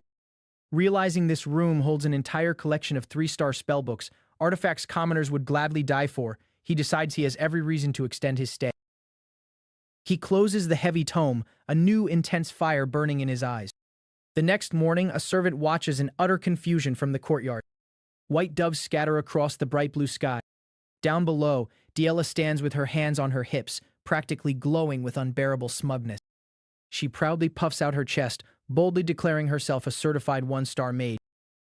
Her tutor doesn't even look up from his book, dryly agreeing that casting a spell exactly once technically counts. Her proud smile shatters instantly, furious that he isn't throwing her a massive celebration. He rubs the back of his neck, reminding her that it took far too long and that she is incredibly difficult to deal with. He playfully brings up how much she cried her eyes out just 3 days ago, causing her face to flush bright red. Flustered and completely humiliated, she furiously turns her head away. She stammers out desperate excuses, screaming that it was just dust in her eyes. Changing the subject, she flashes a bright, eager smile and demands they start her next lesson immediately. He finally looks at her, admitting that mastering a spell so soon after awakening her mana is actually a rare feat. Fueled by the praise, her imagination runs wild, dreaming of casting flashy, destructive spells like Mana Arrow or Wind Blade. She even giggles like a supervillain plotting to use an ice spear to blast her older brother Ray. Leaning in with sparkling eyes, she eagerly asks which deadly attack they will learn first. He instantly crushes her dreams, stating they will be doing boring, repetitive mana manifestation drills. Her entire world shatters in real time. The sheer disappointment on her face is immeasurable. With all her excitement drained, she begrudgingly accepts her miserable fate. Noticing her intense glare, he asks why she's staring daggers at him. He casually touches his cheek, wondering if he has something on his face. She crosses her arms, annoyed that he actually expects her to be a completely obedient student. A sinister smirk creeps onto her face as she remembers their very first meeting. She gleefully reminds him of the time she mercilessly dumped a heavy bucket of filthy water right over his head. She tilts her head, silently daring him to retaliate. He sighs deeply, admitting that being soaked in dirty water twice is a hard memory to erase. He forces the most terrifyingly fake, strained smile imaginable, pretending everything is perfectly fine. Hours later, the moon rises high over the sprawling estate. Diella gasps for air, completely drenched in sweat from the brutal non-stop mana training. He stands over her mercilessly, casually mentioning that her schedule is about to get even worse. She collapses onto the grass, her legs completely giving out from exhaustion. Panic sets in as she remembers her dreadful high society etiquette classes are starting next week. She looks utterly devastated, dreading the thought of wearing tight corsets and balancing books on her head. She whines into the night, questioning why she even has to learn all these useless noble rules. He gazes up at the starry sky, listening to her childish complaints. Sitting up slowly, she quietly confesses that she only wants to study magic with him. He simply tells her to do exactly that, reminding her that the Grand Duke himself gave them total freedom. She smiles softly, proud that her terrifying father actually acknowledged a comment. But her smile fades as she warns him that her mother, the madam of the house, will never let him stay in peace. He looks down at his worried student, entirely unbothered by the threat. He tells her that dealing with her mother is actually incredibly simple. All she has to do is completely destroy the madam's justification for firing him. Diella blinks in confusion, not understanding his cryptic advice. The next morning, the sun shines brightly over the Grand Ebelstein mansion. Inside the luxurious halls, the madam descends the grand staircase, flanked by her loyal maids.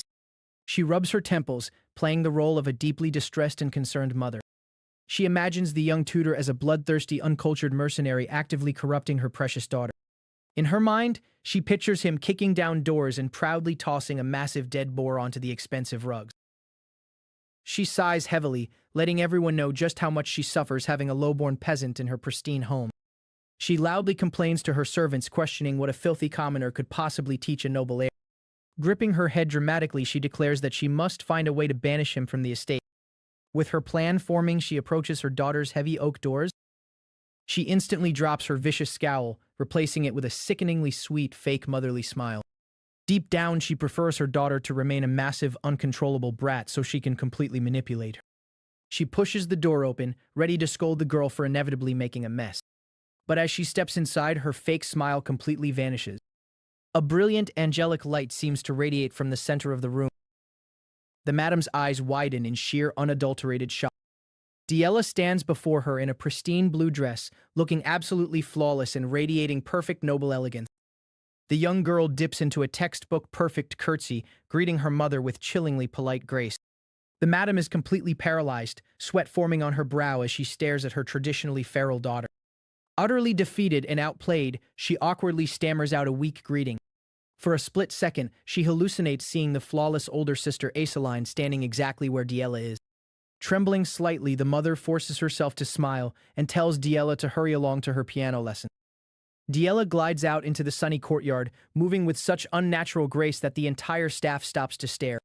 Suddenly, a panicked maid trips, bumping straight into the famously short-tempered young lady. The maid freezes in sheer terror, bracing herself for a violent, screaming tantrum that would surely get her fired. Diella slowly turns her head, locking eyes with the trembling servant. But instead of exploding, she offers a gentle, forgiving smile, leaving the head maid and everyone else in the courtyard utterly horrified by her absolute perfection. The atmosphere in the noble district was finally peaceful. Warm tea was poured, signaling the start of a relaxing afternoon gathering. Iceline sat quietly, looking as though a massive weight had finally been lifted off her shoulders. The other noble ladies couldn't help but notice her drastically brightened mood. Alente, always the observant one, carefully brought up the worrying rumors from their last meeting. Hearing her friend's concern, Iceline simply let out a gentle, relieved laugh. The very idea that a noble lady had ventured completely outside their district to find a tutor shocked the table. Trying to comprehend what kind of incredible person could warrant such a dangerous trip, Denise gently set her teacup down, completely invested in the unfolding conversation. The entire gathering leaned in, eager to hear the full story of this mysterious savior.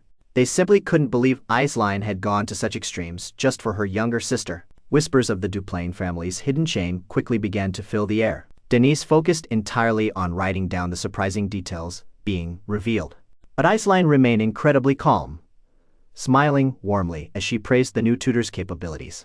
She casually mentioned that she had recruited him directly from a local mercenary corps. The word mercenary sent an immediate shiver of disbelief down Alente's spine. She quickly recalled the terrifying rumors surrounding the younger Duplain sisters' wild behavior. Everyone in high society knew Diella was the exact reason their family's top chef had run away in pure terror. Taking a nervous sip of her tea, Alente tried desperately to process the information. A mere mercenary hadn't just survived teaching the infamous brute, but had somehow turned her into a legitimate one-star Meg. Unable to contain her burning curiosity, she finally asked for the miracle worker's name. She figured a teacher of that caliber would soon become an absolute legend in the capital. Without a single moment of hesitation, Iceline proudly dropped the name. Derrick. That single name was currently echoing through every single hallway of the Duplain estate. Inside the mansion, Diella was quietly and diligently practicing her high society etiquette. She covered her smile gracefully, acting exactly like a true, refined noble lady. The elderly head maid watched from the doorway, her heart melting at the beautiful sight. But the very moment she remembered who was responsible for this miracle, her blood boiled with jealousy. No matter where she went in the massive mansion, all she heard was absolute praise for that arrogant mercenary. Even the youngest maids couldn't stop gossiping about how gentle and kind Diella had miraculously become. Outside, the gardener hummed a happy tune, thoroughly enjoying the newfound peace around the estate. Even the usually strict butler had to admit the mansion finally felt like a proper noble house. But the head maid gritted her teeth, completely frustrated that a low-born outsider had done her job perfectly. Later that night, far away from the gossiping servants, the estate was completely dead and silent. A complex, high-level spellbook lay open on the damp grass under the moonlight. Derrick stood alone in the dark, heavy sweat pouring down his exhausted face. He focused every ounce of his remaining mana into his violently trembling hand. Gritting his teeth, he pushed his magical limits to the absolute brink. A brilliant blue light flared to life, illuminating the quiet courtyard with raw power. But the strain was simply too much, and he collapsed onto the ground, desperately gasping for air. He clutched his chest, struggling to catch his breath after the intensely dangerous training session. Suddenly, heavy footsteps approached quietly from the shadows behind him. Derrick flinched, instantly glancing over his shoulder to see who had caught him in such a vulnerable state. The cool night breeze rustled the nearby leaves as the tension in the air rapidly thickened. To his total surprise, the head of the Duplain family quietly took a seat next to him on a fallen log. The Duke's sharp eyes immediately fell on the discarded, glowing spellbook. He recognized the intricate diagrams instantly and couldn't hide his absolute shock. Derrick remained completely calm, making absolutely no excuses for reading a highly advanced 3-star manual. The older men stared at him intently, finally realizing this mercenary was no ordinary street fighter. Seeking advice from the one person who finally understood his daughter, the Duke nervously cleared his throat. He awkwardly asked the young tutor what kind of gifts teenage girls actually liked. The Duke confidently pitched an idea he thought was absolutely foolproof. Derrick slowly turned his head, staring at the powerful nobleman in complete, utter disbelief. The Duke's face immediately flushed red, realizing he had just said something incredibly foolish. He had genuinely considered gifting his young daughter a horrifying, cursed-looking stuffed doll. Without missing a single beat, Derrick coldly and firmly shut the terrible idea down. Defeated, the Duke awkwardly rubbed the back of his neck, deciding it was probably time to head back inside. The two men walked side by side through the moonlit estate, the silence surprisingly comfortable between them. Looking up at the massive mansion walls, the Duke let out a heavy, emotional sigh. He confessed that watching Diella change so drastically had made him realize his own massive failures as a father.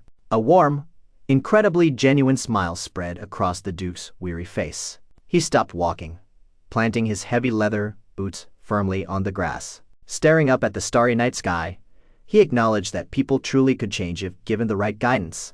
For years, he had simply avoided the problem, completely failing to step up and guide his own child. Turning to face the young mercenary, the Duke offered a deep, incredibly heartfelt thank you. Derrick humbly accepted the praise, keeping his true emotions entirely hidden behind a blank expression. Curious about the lessons, the Duke asked if Derrick had noticed the unique, untamed nature of Diella's magic. Derrick nodded, perfectly analyzing her chaotic, instinct-driven mana control. The Duke was thoroughly impressed, confirming that her style was the incredibly rare school of the wild. But Derrick's next few words instantly shifted the mood of the entire conversation. He explained that her magical growth was about to happen at an unnatural, explosive rate. The Duke listened intently, knowing his daughter was finally destined for absolute greatness. Sunlight poured through the windows the very next morning, illuminating a beautiful spring flower. Inside her grand room, Diella was happily getting ready to start her day. She gently smelled the bright blossoms, her heart fluttering with a pure, innocent joy she hadn't felt in years. The head maid carefully brushed her golden hair, treating the young lady with genuine, deep affection. Diella couldn't stop smiling, proudly bragging to the staff about her brand new magical skills. For the first time in her entire life, she actually felt accepted and loved by the people around her. She eagerly asked the maid to save one perfectly intact flower from the bunch. She desperately wanted to give it to Derrick, the man who had completely pulled her out of the darkness. But as she happily approached his room, the beautiful stem suddenly slipped from her trembling fingers. The delicate petals drifted toward the cold floor, carrying all her unspoken gratitude with them. Diella stood completely paralyzed in the open doorway, her entire world shattering in an instant. Hot tears immediately welled up in her eyes as she processed the devastating scene playing out in front of her. Inside the room, Derrick stood formally before her family, his voice devoid of any hesitation or warmth. Staring straight ahead, he coldly announced his absolute resignation, knowing perfectly well that no spring lasts forever. Inside the grand office, the Duke stood by his desk, listening to the white-haired boy's final report. The air felt heavy as the Duke stared silently out the window, acknowledging that thanks to this young man, many things in the estate had changed for the better. Still facing the glass, he abruptly requested the library key back, assuming the boy would return it before his departure. The boy calmly agreed, explaining his plan to return his borrowed spellbooks and hand the key over to the head butler. But the Duke didn't want to wait for formalities. He said this instant. With a quiet sigh, the boy reached into his pouch. He placed his hand over his heart, bowing respectfully as he prepared to leave the room for the last time. Without even turning around, the Duke dismissed him, noting how the boy had appeared out of nowhere and was now leaving just as abruptly. The Duke watched his retreating figure, finally acknowledging the strange, lasting impact the young mercenary had left behind. Footsteps echoed down the lavishly decorated hallway as the boy made his way toward the exit. But his path was suddenly blocked. Standing right in front of him was Diella, her expression unreadable as she stared up at him. He stopped in his tracks, looking down at the young lady he had spent so much time teaching and protecting. Her eyes trembled slightly, struggling to accept the reality that he was actually leaving. Knowing she wouldn't want to hear his answer, she desperately asked if he could just abandon his plans and stay. He broke eye contact, the weight of her plea making his chest tighten with guilt. Stepping closer, he gently explained that he had to return to his dangerous life as a mercenary. Diella's heart sank, her gaze dropping to the floor as his rejection pierced her hopes. He promised he would continue studying magic, hoping to reassure her that he wasn't just abandoning everything they had worked for. But the truth was, his departure terrified her, threatening to plunge her back into the darkest memories of her past. That night, the estate was bathed in a cold, unforgiving moonlight. Tossing and turning in her bed, Diella couldn't escape the haunting voices echoing in her mind. The cruel whispers of her family surrounded her, calling her a useless, incompetent child who brought nothing but shame to the Duplain name. A horrific insults shattered her confidence, viciously telling her she didn't have a speck of talent and should never have been born. Her eyes snapped open in sheer terror. She shot up from her pillows, gasping for air as a cold sweat drenched her trembling body. Clutching her chest, she sat alone in the massive, suffocating room, the nightmare still gripping her rapidly beating heart. Trembling violently, she dragged her hands through her hair, trying desperately to ground herself in reality. Suddenly, the door burst open, and her worried maid rushed in, having heard her panicked shouts. Seeing the maid's frantic expression, a dark, desperate thought crossed Diella's mind. What if she created a massive problem, just to keep him here? The maid stood by anxiously, waiting for her mistress to speak, completely unaware of the inner turmoil brewing. Diella stared coldly ahead, wondering if she should go back to her old ways, throwing tantrums, slapping servants, and causing endless trouble. If she became a broken problem child again, surely he would have to stay to fix her. She looked up at the sunlight streaming through the window, the temptation to act out warring with her newly found maturity. But a bitter, resigned smile slowly formed on her lips. She knew deep down that throwing a fit wouldn't make her valuable. It would only disappoint the one person who believed in her. The next morning, the sun rose brightly over the grand estate, signaling the inevitable departure.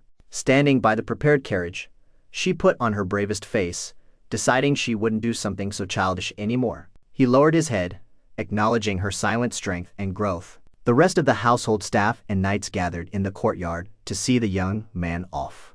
They stood together, watching the final exchange between the unusual teacher and his devoted student. Even the proudest knights couldn't hide their respect for the boy who had completely transformed the young lady. He offered a small, reassuring smile to the carriage driver, stating that a simple drop off by the commercial district would be fine. He looked back into Diela's eyes one last time, making sure she was ready to face the world without him. Refusing to show weakness, she crossed her arms, standing tall and defiant. She puffed out her chest, demanding to know if he actually thought she was going to cry and beg him to stay. With a confident smirk, she proudly declared that she wasn't a fragile child anymore. He couldn't help but smile at her forced bravado, admiring how incredibly hard she was trying to be strong. She kept her chin high, warning him that he wouldn't be able to live quietly anymore since he was the teacher of the great Diela Catherine Duplain. He listened quietly, letting her have this small moment of triumph. Though her words were boastful, her wide eyes still betrayed a deep, lingering vulnerability. Breaking her tough exterior for just a second, she desperately urged him not to do anything dangerously pointless and get himself killed. She quickly looked away, her cheeks flushing bright red as she tried to hide her genuine, overwhelming concern. Her eyes softened, a wave of profound sadness washing over her as reality finally set in. He stood perfectly still, letting her parting words sink in under the bright morning sun. Memories flooded his mind, remembering the frightened, helpless little girl he had first met and comforted in this very estate. He had been her absolute shield when the world was against her, holding her close when she had no one else to rely on. And now, looking at the confident young lady before him, he knew his difficult job was finally done. She maintained her crossed arms, firmly stating that she could take care of herself now. Without a word, he reached out and gently placed his hand on top of her head. Her tough facade instantly crumbled, tears welling up in her eyes as his warm, familiar touch brought back all the comfort he had ever given her. She wiped her eyes fiercely as he finally turned and walked toward the carriage, the agonizing distance between them growing. He kept his gaze completely forward, refusing to look back and make the painful goodbye even harder. Waving her arms wildly in the air, Diela shouted out a tearful, desperate promise to meet again in Ebelstein. She watched his carriage roll away, her heart aching with loss but full of a powerful, newfound hope. Though heavy tears streamed down her face, a beautiful, genuine smile lit up her expression. Miles away, the sun began to set over the bustling, gritty streets of the Ebelstein commercial district. A heavy wooden door creaked open, revealing the dimly lit, chaotic interior of a local tavern. Inside, absolute mayhem was unfolding as a brutal fist slammed directly into a man's face. A crowd of rough mercenaries cheered violently as the beating continued, entirely ignoring the cloaked figure standing in the doorway. The battered man was held tight by two others, forced to endure blow after devastating blow without a chance to defend himself. The one throwing the vicious punches was a fierce blonde woman.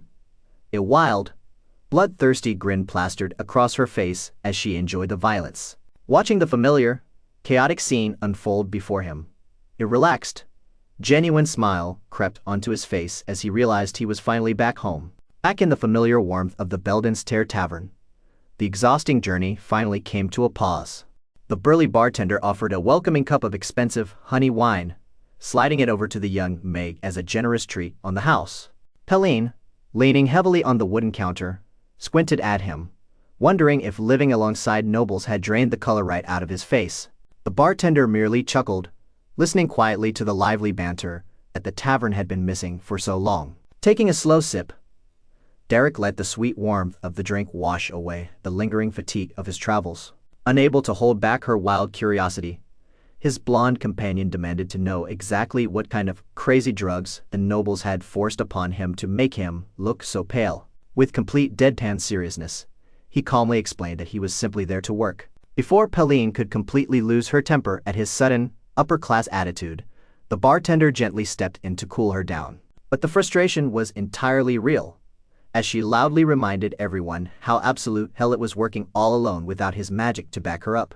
Suddenly, with a heavy thud, a luxurious, leather-bound book was placed onto the center of the table. The bartender's eyes widened with anticipation, assuming the boy had returned with a massive monetary payout for his dangerous employment. But a quiet confidence filled the boy's voice as he revealed that his true reward was worth far more than mere gold coins. Staring at the intricate cover, the bartender gasped, wondering if he was looking at an incredibly rare 2-star spellbook. Without missing a single beat, the young Meg nonchalantly corrected him. It was a 3-star spellbook.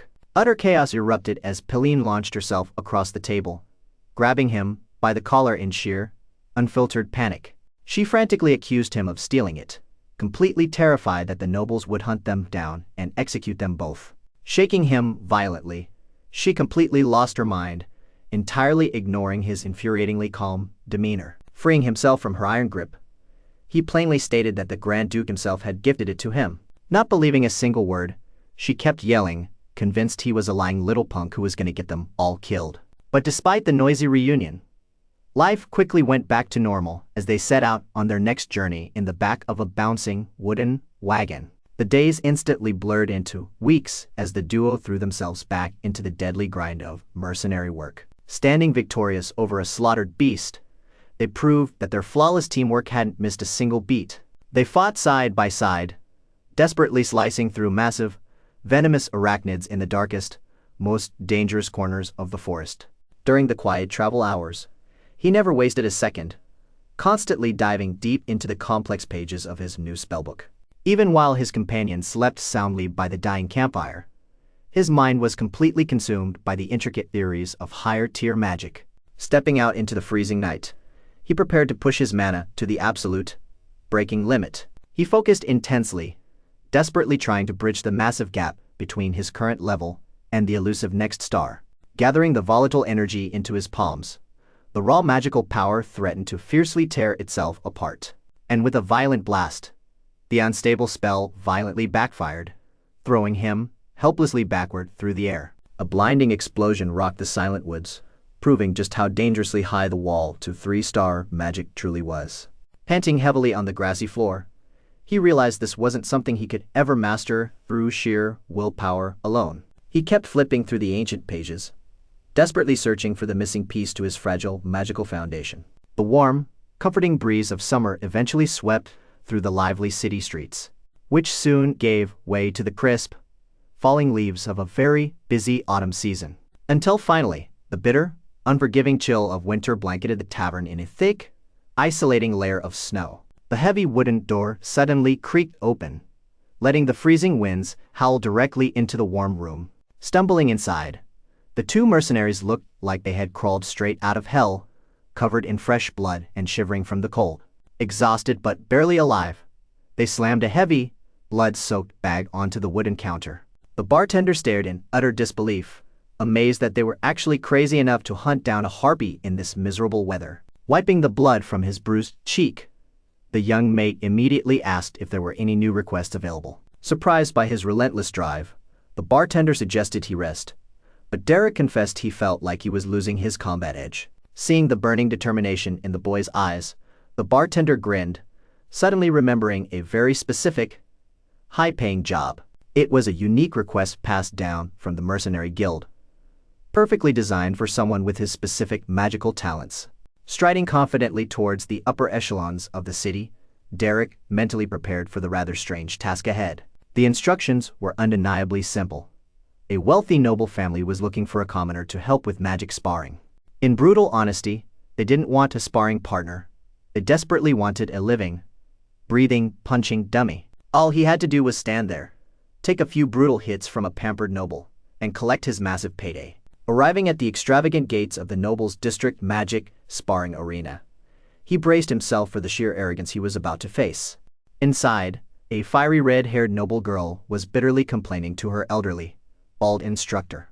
The old man simply smiled warmly, reminding her that beating up a commoner was still a highly valuable part of her magical training. Disgusted by the entire idea, she scoffed at the thought of wasting her precious time on some weak, no-name street rat. Bragging about her impending breakthrough to 2-star magic, she truly believed this match was completely beneath her status. Sitting quietly on a nearby bench, Derrick finished tying his boots, expertly ignoring the blatant disrespect. Looking up with a piercing, entirely unbothered gaze, he was more than ready to get this humiliating job over with. The arrogant girl finally marched over, looking down on him as if he were nothing more than worthless dirt on her shoes. When she mockingly asked if he was the supposed opponent, he calmly and politely introduced himself as Derrick. The name briefly registered in her mind, sounding oddly familiar, but her massive ego quickly brushed it aside.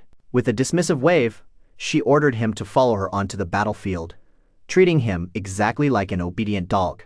Stretching her arms under the bright sun, she looked completely relaxed, fully expecting a completely one-sided massacre.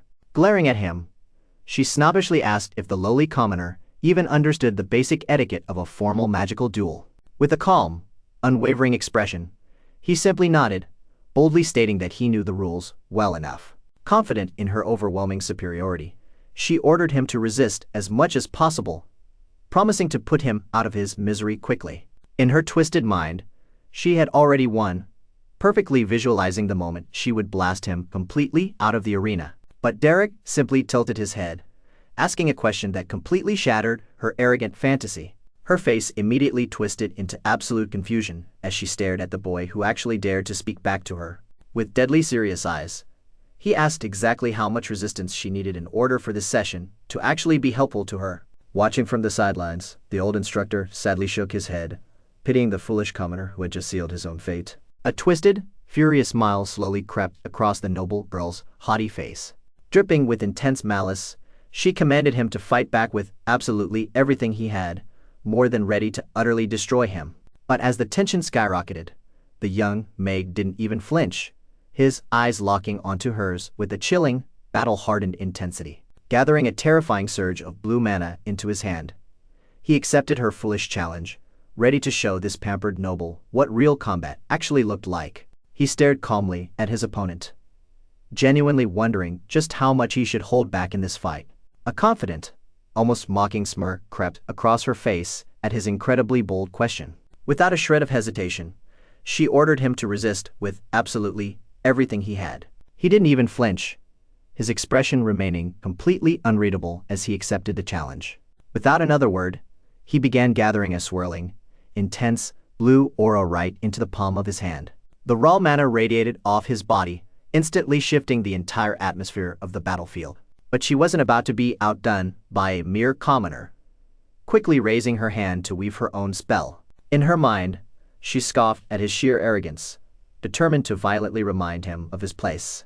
With a sharp incantation, a massive, tearing cyclone of magic erupted across the sparring stage. The gale force winds ripped through the courtyard, threatening to completely swallow him whole. Yet, as the chaotic dust finally cleared, her devastating attack hadn't left a single scratch on him. Her eyes widened in absolute disbelief as she realized he had perfectly countered her high-level spell. He stood there completely unfazed, proving that his earlier confidence wasn't just empty boasting. Frustration immediately boiled up inside her as she gritted her teeth in pure annoyance. She furiously refused to let the invisible wall between a noble and a commoner crumble so easily. Raising her arms to the sky, she instantly shifted her strategy, manifesting a barrage of freezing magic. Dozens of razor-sharp ice spears hovered menacingly in the air, instantly locking onto their target. With a fierce, echoing shout, she launched the lethal volley directly at him. The freezing blades tore through the air with terrifying, blinding speed. She was absolutely certain that this overwhelming strike would end the spar once and for all. But the very moment the deadly ice was about to make contact, he simply flicked his wrist, effortlessly parrying the incoming barrage of magic. She gasped out loud, completely thrown off by his flawless, seemingly impossible defense. Her powerful spell instantly shattered into harmless shards of light before it could even graze his clothes. The remaining projectiles splintered away, dissolving uselessly into the blowing wind. She froze in her tracks, realizing just how easily he had completely dismantled her strongest technique. The terrifying truth began to dawn on her.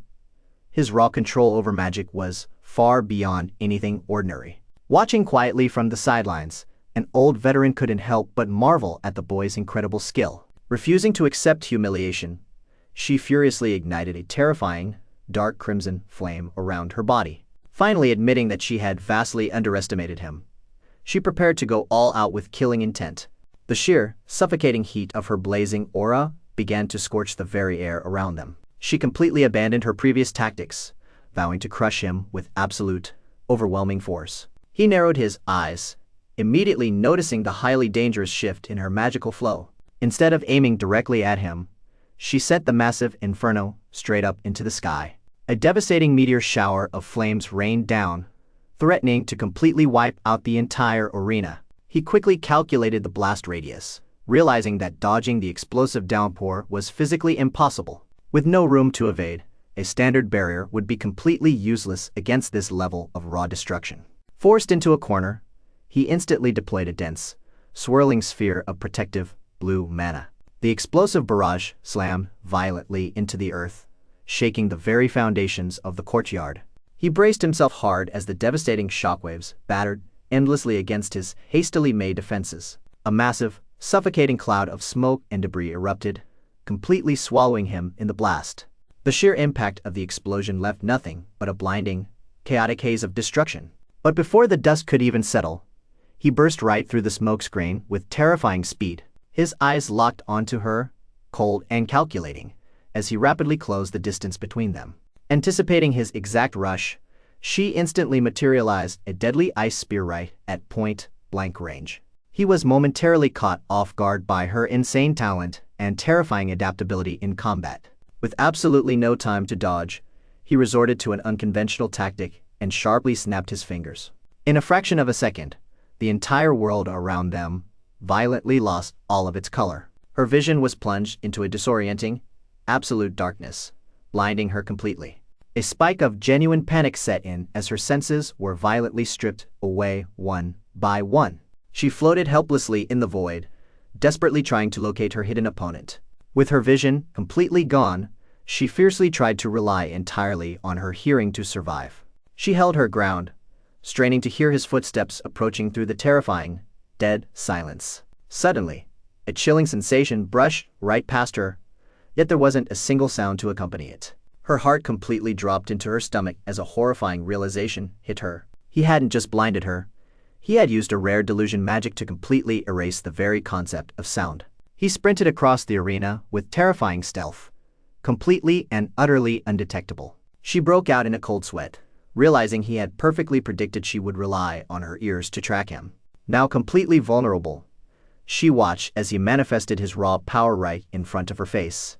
Enraged that he was playing with her like a toy, she furiously prepared her own rapid-fire spell. But his movements were far too calm, effortlessly reading her every desperate intention. He sent a blinding arc of blue energy slicing viciously through the empty void. She barely threw up her hands in time, desperate to deflect the sudden, incoming strike. Her fierce eyes narrowed, completely refusing to let him overwhelm her in this clash of speed. She violently stepped back, determined to manifest her magic first and end the fight with one blow. A sliver of arrogant confidence returned to her face as she rapidly chanted her spell. But he wasn't going to give her even a single second to catch her breath. Her eyes widened in pure shock as he completely vanished from her line of sight. Instead of attacking head-on, he used his incredible momentum to sprint directly up the arena wall. Using the vertical surface as a springboard, he launched himself toward her with explosive, deadly force. She could only stare in sheer disbelief as he completely defied the standard rules of magical combat. A fierce, crackling violet lightning violently erupted from the very soles of his boots. The immense, suffocating pressure of his descending aura forced her completely onto her heels. He plummeted from the sky like a terrifying weapon, his devastating magic roaring to life. He slammed into the ground, sending a massive shockwave that completely shattered her defenses. The observing veteran simply smiled, deeply impressed by the boy's untamed and wildly unpredictable fighting style. He knew perfectly well that a rigid, noble trained maid could never predict such raw, erratic movements. When the thick dust finally settled, she found herself collapsed on the arena floor, completely exhausted. Panting heavily, a genuine smile broke through her frustration as she looked up at him. He stood over her quietly, waiting to see if she had finally accepted her total defeat. He took a slow, measured step forward, believing the intense spar was finally coming to a close. They stood face to face, the chaotic energy of the destroyed arena slowly settling down. She placed a hand over her heart, graciously thanking him for teaching her such a valuable lesson. But deep down, a wicked, menacing grin flashed across her mind as she prepared a dirty sneak attack. Unfortunately for her, He completely saw through the fake surrender and ruthlessly kicked her right in the face. Flipping backward through the air, he prepared to show her the true consequence of a cheap shot. His glowing red eyes narrowed sharply, completely devoid of any remaining mercy or hesitation.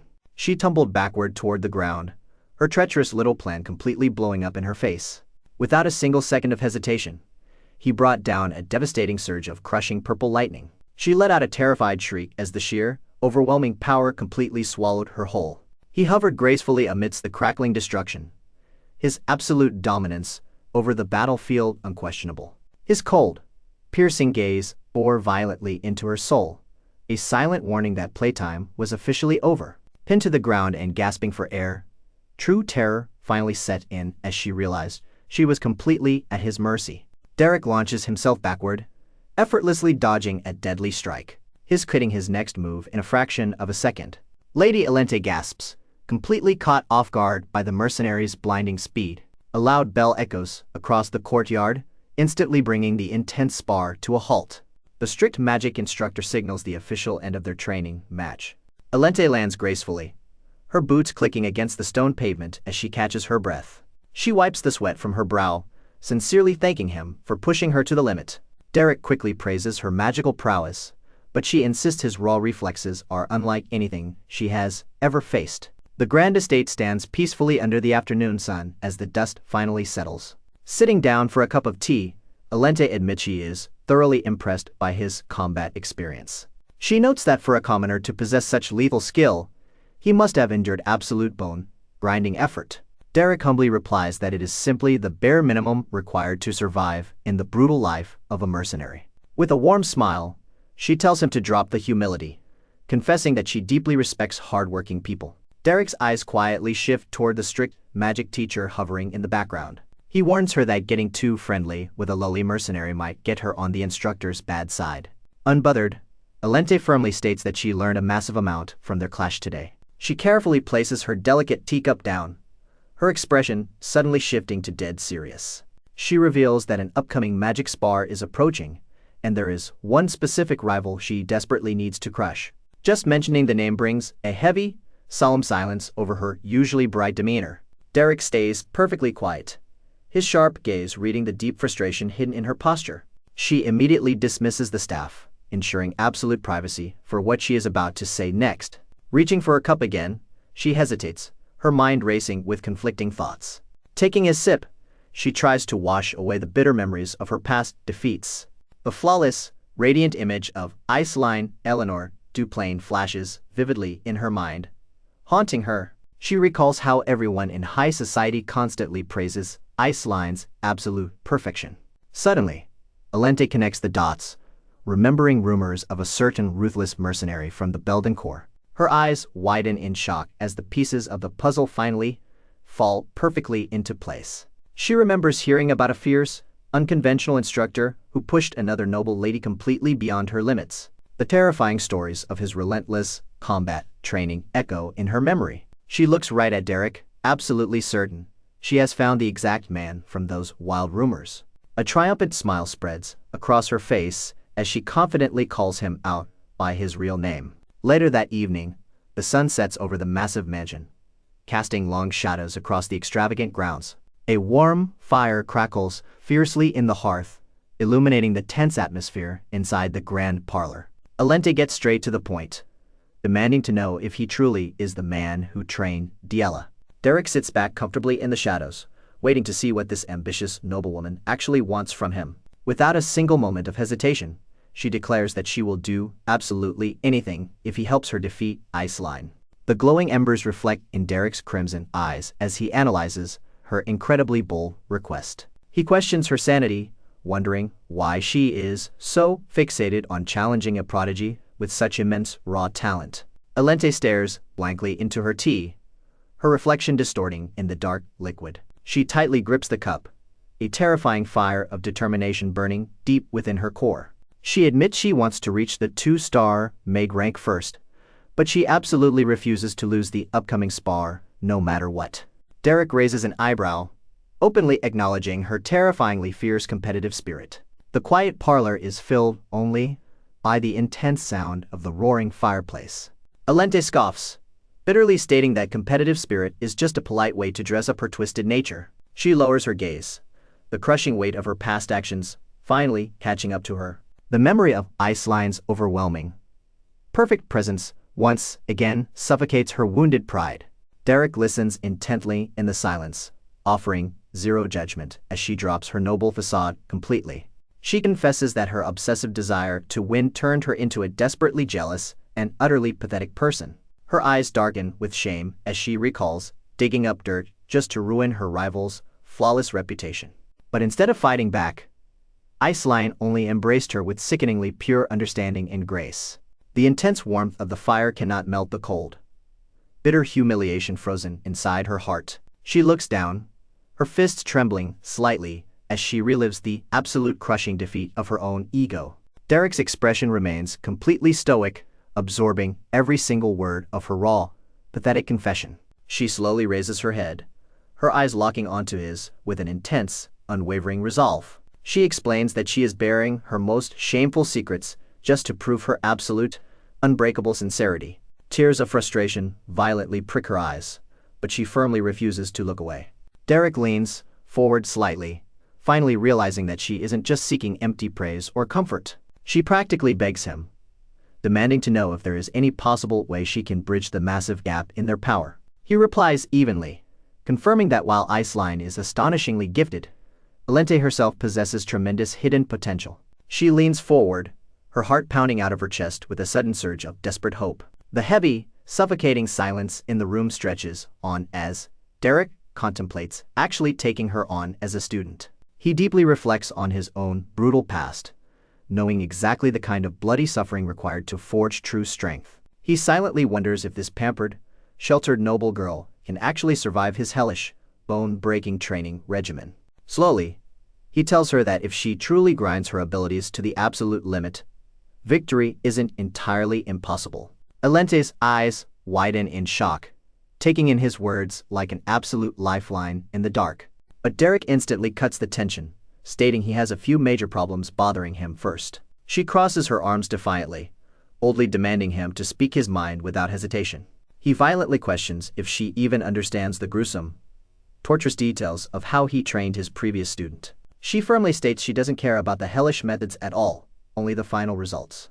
Derrick leans back, bringing up his second, much more pressing concern regarding his low status as a mercenary. Alente immediately misunderstands, assuming he is worried about the massive social scandal of a noble learning from a commoner. She passionately shouts that she doesn't care what high society thinks if it means securing her absolute victory. Her fierce voice echoes through the grand parlor as she vows to make her name resound across the entire empire. She dramatically clutches her chest, pouring every single ounce of her burning ambition into her grand speech. Derrick watches her wildly dramatic outburst with a completely deadpan, unimpressed expression. He slowly blinks, just letting her finish her incredibly passionate but misguided monologue. She finishes her speech, panting slightly from the intense emotional release. Her cheeks flush bright red as she stands tall, fully convinced she has proven her unshakable noble resolve. A single bead of sweat drops down her face as Derrick effortlessly shatters the dramatic, tense atmosphere. He bluntly clarifies that he wasn't talking about pride or social status at all. He was talking about getting paid in cold, hard cash. Alente completely freezes, her face burning with embarrassment as she realizes she dramatically overreacted over simple mercenary fees. A sharp, menacing thrill pulses through Derrick's mind. Since she is willing to pay any price, he fully resolves to drag her through the most brutal, unforgiving training hell imaginable.